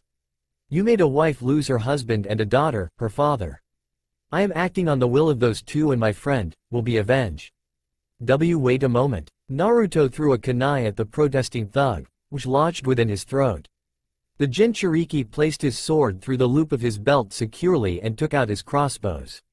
He jumped in the air and shot bolts at the group, cutting them down with their dying screams lingering in the air. Nekoshi placed seals on the crossbows to reload every time I shoot a bolt. Thank you, my friend. Your sacrifice will not be in vain. Soon he had cut down over 20 thugs with the crossbows and holstered back as he knew that he ran out of ammo, then drew katami. He stabbed one in the chest, then kicked another with a roundhouse kick. He blocked a thug's overhand strike and punched him with his left metal cestus hand. Naruto ducked under an attack and then hacked off a bandit's head. He didn't care about the carnage and gore he was causing. He didn't care about the screams of agony surrounding him, and the only thing that he cared about at all was avenging the death of Nekoshi by killing Gato. A cut on his arm thrusted him back to reality and Naruto decked him in the face, then took his legs from him. Between the Jonin and Naruto, the bandit's status was either dead, dismembered or running away from the bridge in sheer fear. The Jinchuriki looked at the whimpering Gato, who pleaded with the boy, please, let me go. I won't stay in this village anymore. I can give you money, power, women, anything. Can you give back life? No, you can. Because of your greed, a woman and daughter are crying for the loss of their family member. Naruto stabbed him in the shoulder and pulled out a crossbow while putting his foot on the cast. Because of your actions, I lost a friend. He shot Gato's hand, pinning him to the floor and making the man scream in pain. Because of you, this village lost a great man. No, two of them, and you want me to spare you? Naruto said coldly, don't make me laugh, you son of a bitch. He kicked him across the face and said, this is for Ayaka, Inari, Tsunami, Tazuna and Maya. Resqueeze cat in pace, asshole. He unleashed his hidden blade and stabbed Gato in the throat. The business tyrant died with a gurgle and he suffered as the light left his eyes. The Jinchuriki sheathed his blade and walked away only to throw up on the ground as the adrenaline left his body as well as his demon's chakra. Kakashi moved to his student and said, Naruto, are you okay? The blonde replied, yeah, I am. Just give me a minute, sensei. The Sharingan wielder thought for a moment and decided to wait to ask about his sudden anger and those weapons. He said, kid. That was one of the most sadistic things I ever saw from someone of your age. We're even. Take your apprentice and leave. Naruto said without looking at him at all. Nah, I think I better stick around here with you. Running from hunter ninjas are no fun anymore, plus I think you need someone who can teach you how to use that sword. The ex-Jonin replied. Fine, Naruto said, be my guest. Then the boy passed out on the ground, but luckily Kakashi had caught him before he fell to the ground. I guess using the Kyuubi's chakra and the kills made him shut down a bit. He thought to himself, it looks like I will have to ask him when he wakes up. On the next day, Naruto woke up with Sakura sitting beside his head. Oh, you are awake. The Haruno said, I'll get sensei. The silver-haired man came in and asked, how are you doing, Naruto? Fine. I have some explaining to do, huh? Who is Nekoshi? He was a blacksmith. He was the one who made the bolts for my crossbows and my gauntlet. When I went to go pick it up, I found him almost dead. He told me to take his weapons, all of them, and tell his wife and child that he was sorry. I did so and promised to get justice on Gato. And the sword? Naruto said sadly, he was Kazuma Murama, the former Black Cross. After a life of killing, he found Ayaka, his wife, and settled down. He had a terminal illness that affected his muscles. Even blacksmithing was killing him. He would have had a year left if he continued. Kakashi was quiet for a moment. I'm sorry, Naruto. It's all right, Kakashi-sensei, my vengeance is complete now. I feel that Nekoshi can rest now, but I am going to miss him. He was like the father that I never had. Naruto noticed Kakashi wince at the implication and then he asked, so when are we leaving? In a week. We have to repair the bridge since some of the damages were inflicted on it. Alright, answered Naruto. Then Tsunami said, Naruto-san, there is someone by the name of Ayaka here to see you. The boy got up and left to the door to see Ayaka and Maya. "Hey, you two," the boy said as he came downstairs with a smile. "Naruto Nichan," Maya cried out as she hugged Naruto, "did you beat all the bad men?" Naruto replied as he knelt down to the girl, "Yeah, we beat all of the bad men, Maya-chan." Maya hugged the blonde-haired ninja, who held her close, and a single tear fell down from his face. Sakura thought, Naruto. Soon after the week was done, the whole population of Wave came to see the ninja off, including Haku and Zabuza. "Well, I guess that this is goodbye," Tazuna said to them. "Don't worry, we will come and visit you guys someday," Sakura said with a cheerful smile. Inari started to cry, but then Naruto said to him, "Look sharp." The Jinchuriki smiled and said, "Smile when you cry, that way you are crying happy tears. Also do me a favor." He knelt down to Inari's level and said, "Take care of yourself and Maya-chan, got it?" Inari nodded, and then Naruto hugged Ayaka and Maya. "I will see you soon." The Jinchuriki left, but Tsunami quickly hugged him and whispered, "Thank you for saving me and my son back there, and take care of yourself." Naruto nodded and ran off to reach the ninja. Konoha Team 7, along with Zabuza and Haku, went inside of the Hokage Tower. Sarutobi said, "Hello, Team 7. May I ask why is Zabuza here unrestrained?" The swordsman said, "I am here on my own free will. I was on the opposite side on Kakashi's team. I saw that Naruto here has acquired a sword from a former member of the Shinobi Swordsmen of the Mist. Therefore I am obligated to train him for a month and then leave." The Hokage said, "I see. Alright, I will allow this and give you temporary status as a ninja. If you try anything suspicious, your life will be forfeit, understood?" Zabuza nodded and the Hokage said, "Alright, Team 7, you are dismissed and you have 2 weeks off for successfully. Kakashi, I will expect the report by tomorrow." "Actually, Hokage-sama, I can give my report now." The old man nodded and handed 2 headbands that had the kanji for temporary to Zabuza and Haku. "Next," he said, "I have assigned your apartments in the same complex as Naruto. I trust that you will be fine with these accommodations." Both of the water ninja nodded and the Hokage said, "Alright, dismissed." The genin including Haku and Zabuza left, leaving Kakashi and Sarutobi alone. "Talk to me." Naruto is very advanced for his age. He apparently can channel the Kyuubi's chakra and convert it into a corrosive flame. He also knows basic sealing to hide his weapons, and on top of that, he has killed already. He slaughtered over 50 bandits in anger and brutally tortured Gato for killing a blacksmith named Nekoshi Murama. Kakashi said, "I am not surprised by that.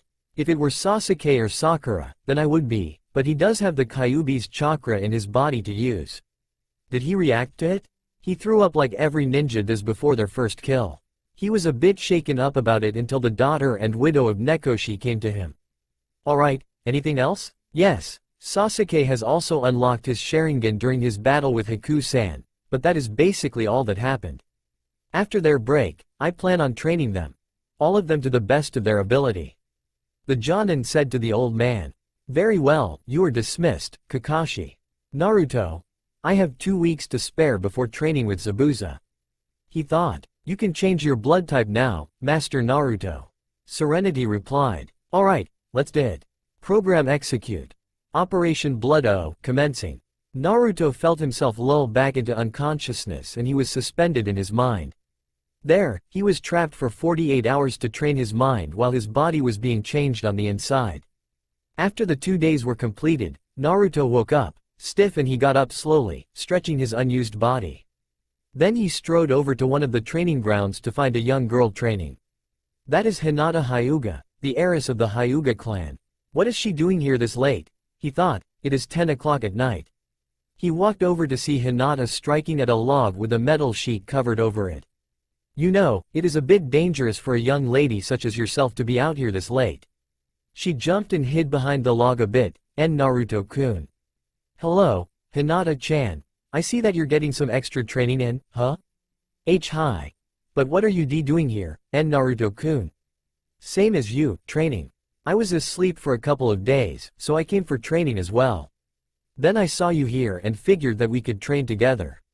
Training with Naruto-kun, alone. Hinata thought, "Naruto-sama, This girl's pheromone levels are rising off of the charts. Any more and I believe that she might faint. Naruto chuckled as he replied, alright, Serenity, thank you. The nanite-enhanced boy said, well, what is your answer? High. Naruto said, okay, I want you to attack me, don't worry about hurting me. I have a high pain tolerance. Hinata nodded and got in her gentle fist stance, then the Jinchuriki moved in his taijutsu stance, alright, come at me. The Hyuga attacked the Uzumaki, but he was dodging the attacks very easily. Her style seems too stiff, much like her clan. She is more of a flexible person. Serenity, check for fighting styles that require flexibility. Searching. There are exactly 6 styles that fits with her flexibility. There is Bakwazang, Chin-Na, Goju Ryu Karate, Hapkido, Koshijutsu and Eiki Jujutsu. Can you upload the basics, so I can teach her a bit? Uploading basics. Upload complete. Naruto looked at Hinata and said, Hinata, are you having problems with adapting to your clan taijutsu style? The girl looked at him and averted her eyes from his blue ones. You are, aren't you? Didn't you talk to your father or something? Surely he would try to help you, right? Again, she said nothing and Naruto said, Hinata, look at me. He took her chin and lifted her head. Why didn't you ask for help? My family doesn't tolerate weakness or anything at all. I couldn't ask anyone for. That is it. The Jinchuriki interrupted. I am going to help you. I know some styles that you can work within your family style as well as utilizing your flexibility. Now come and watch me.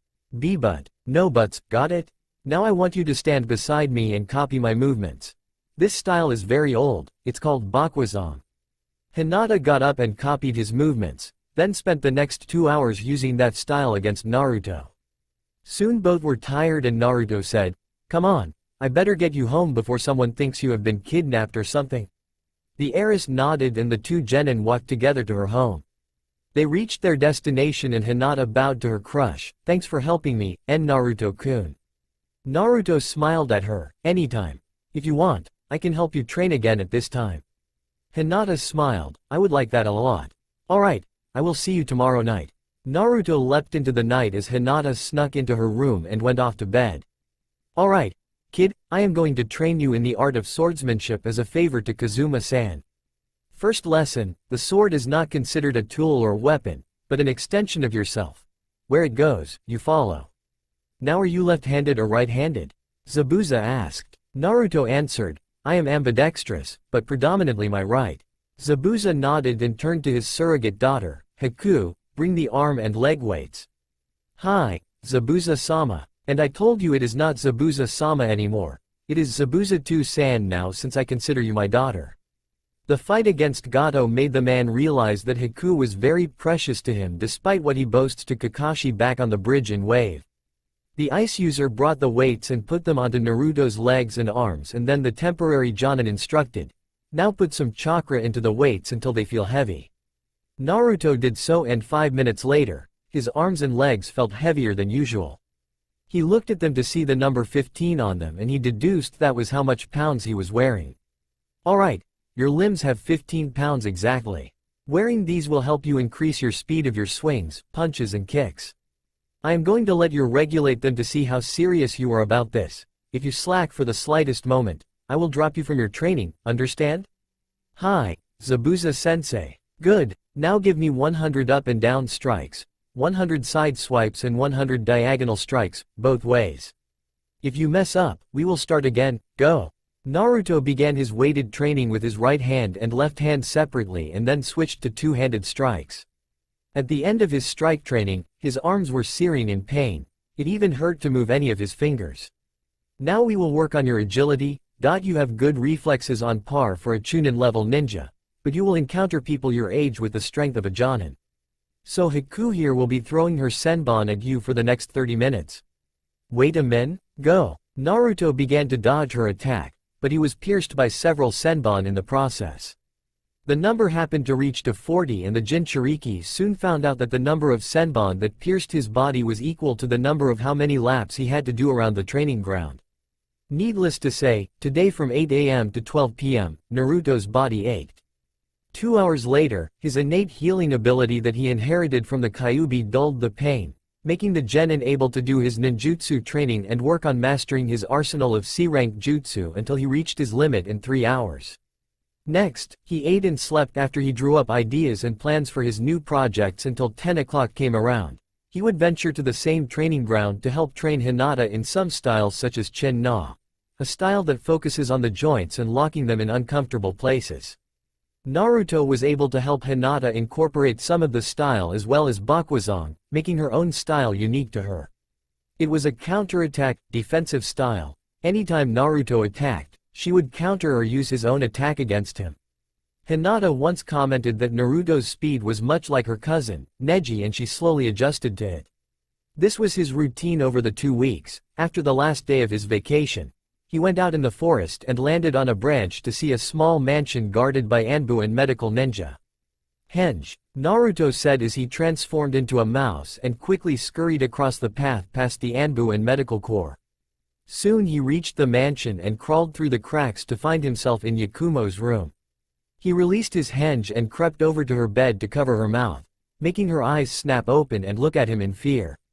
Naruto put a finger to his lips and whispered, "Don't scream. I am a friend, now I am going to help you, Yakumo Kurama. If you promise to hear me out, will you be silent?" Yakumo nodded and Naruto lifted his hand away as she whispered, "Who are you?" "I'm Naruto Uzumaki. I heard that your power was wrongfully sealed by the order of the third Hokage.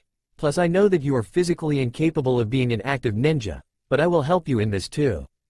Yakumo's face changed from anger to sorrow to hope. "How did you find me?" "I have a friend in high places. Now I must tell you the true reason why your powers were sealed. You see, your powers were so great that it created a second personality in your brain.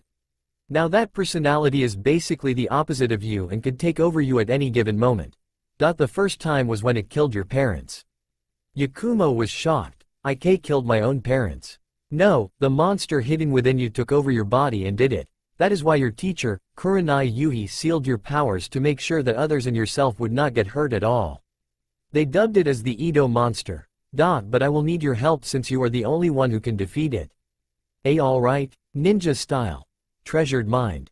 Naruto said as he held his hand to Yakumo's head, and instantly he appeared beside Yakumo and said, "Ready?" The genjutsu user nodded and the two ventured into Yakumo's mind to find the Edo eating parts of her mind. "Wow, you are an ugly fellow, aren't you?"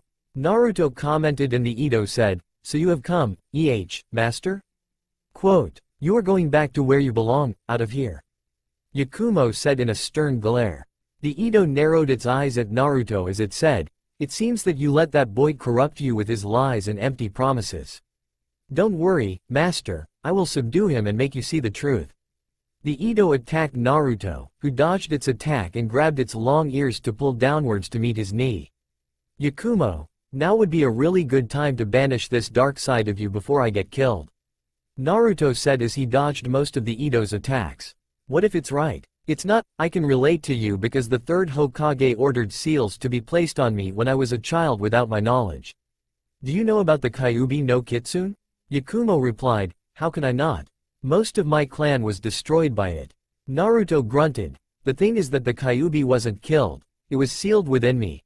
We both have a cursed power, but right now, you have the power to control it fully without any repercussions, and as for me, helping your body to become strong, the answer lies within my blood. Now try to think of a way to destroy it." Yakumo replied, "The Kyuubi was sealed within you. That means you have had a harder life than I have. But why are you so adamant on helping me?" Naruto reached a standstill against the terrible Edo by grabbing its arms inches from his head. "Because, you remind me of myself, feeling useless, alone, unappreciated. That is why I am going to help you."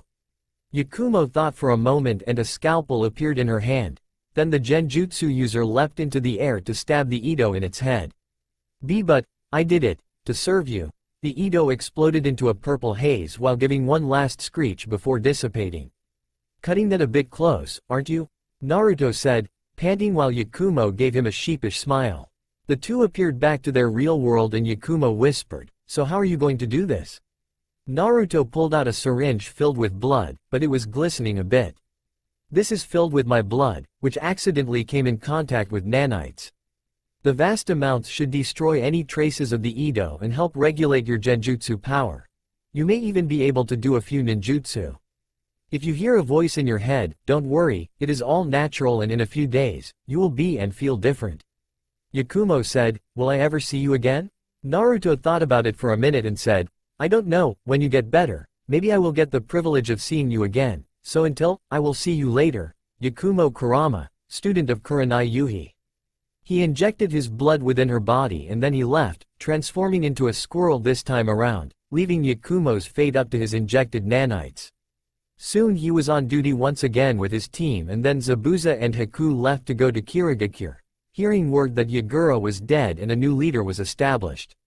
The ex-Jonin left his temporary student a scroll holding Suiden, Suiru, Daibakufu and Suiryuden no Jutsu. Sasuke felt a bit jealous of Naruto getting training from him, but he didn't voice it since he noticed that he was the one that Kakashi was mostly focusing on at the time due to his Sharingan. Team 7 did only D-rank missions, now that there was the possibility of the clients lying about the mission to be cheap. Suddenly on one day, there was a hawk that appeared in the sky, causing Kakashi to leave early.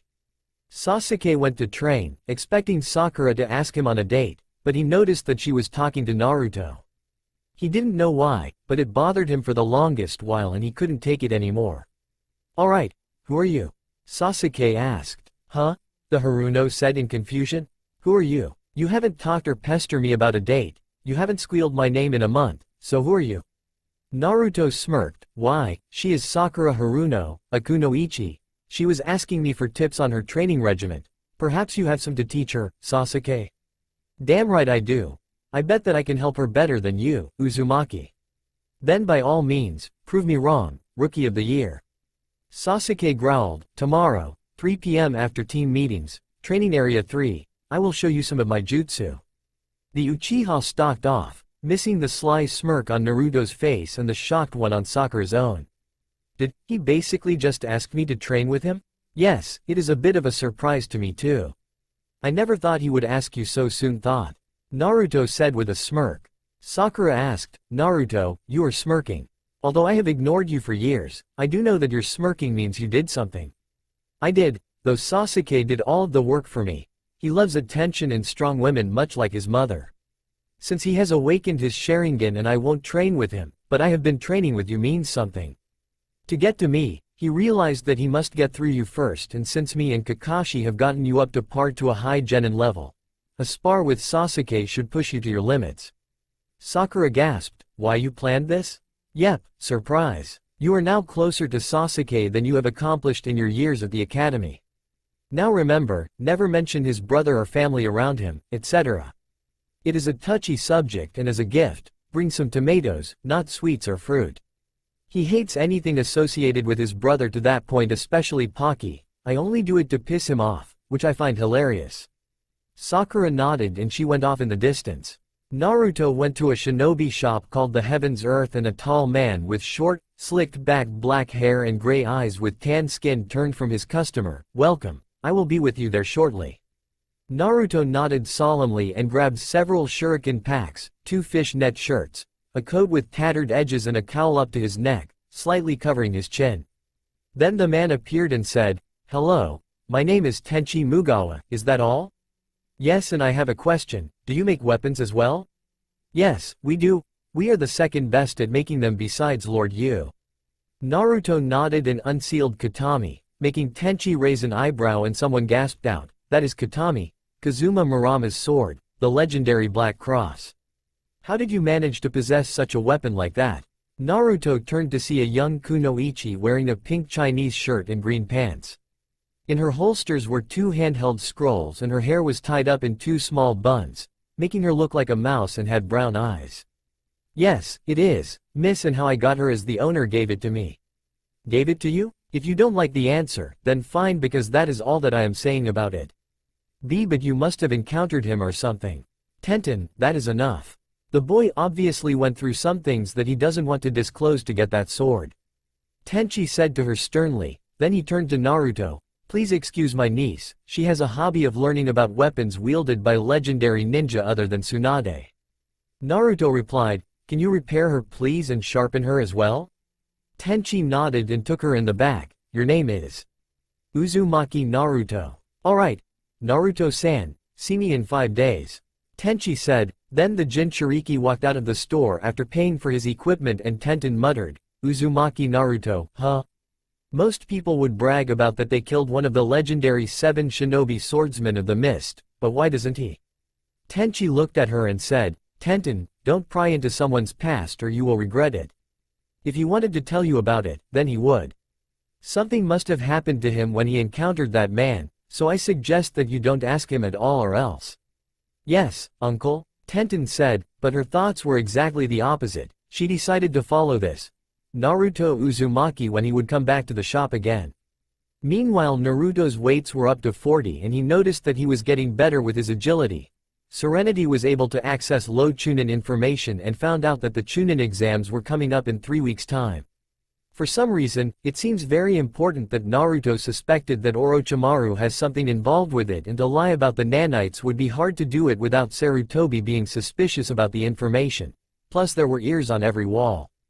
Luckily, he found a scroll with seals. The easiest one happened to be a seal that blocks out noise or anything else, and it was made by Minato Namikaze.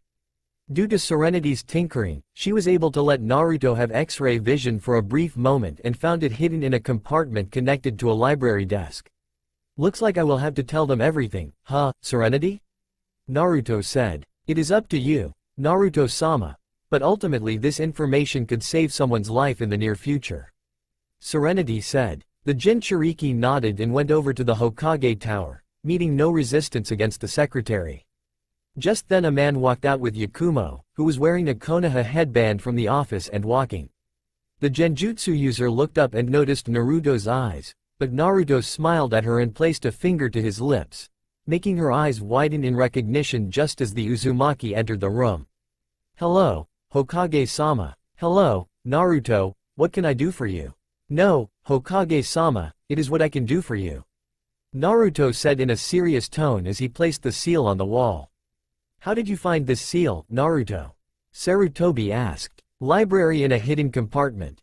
Now I have recently stumbled on some classified information, involving the upcoming Chunin exams and your former student, Orochimaru. How? Remember 6 years ago when your Anbu found me in Orochimaru's lab?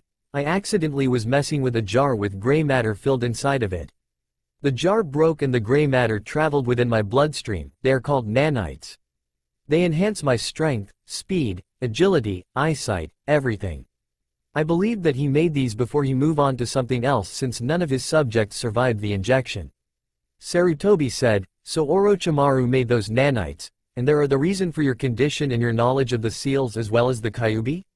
Yes, I was able to take a small portion of the Kyuubi's chakra to input into my gloves, CKX gloves.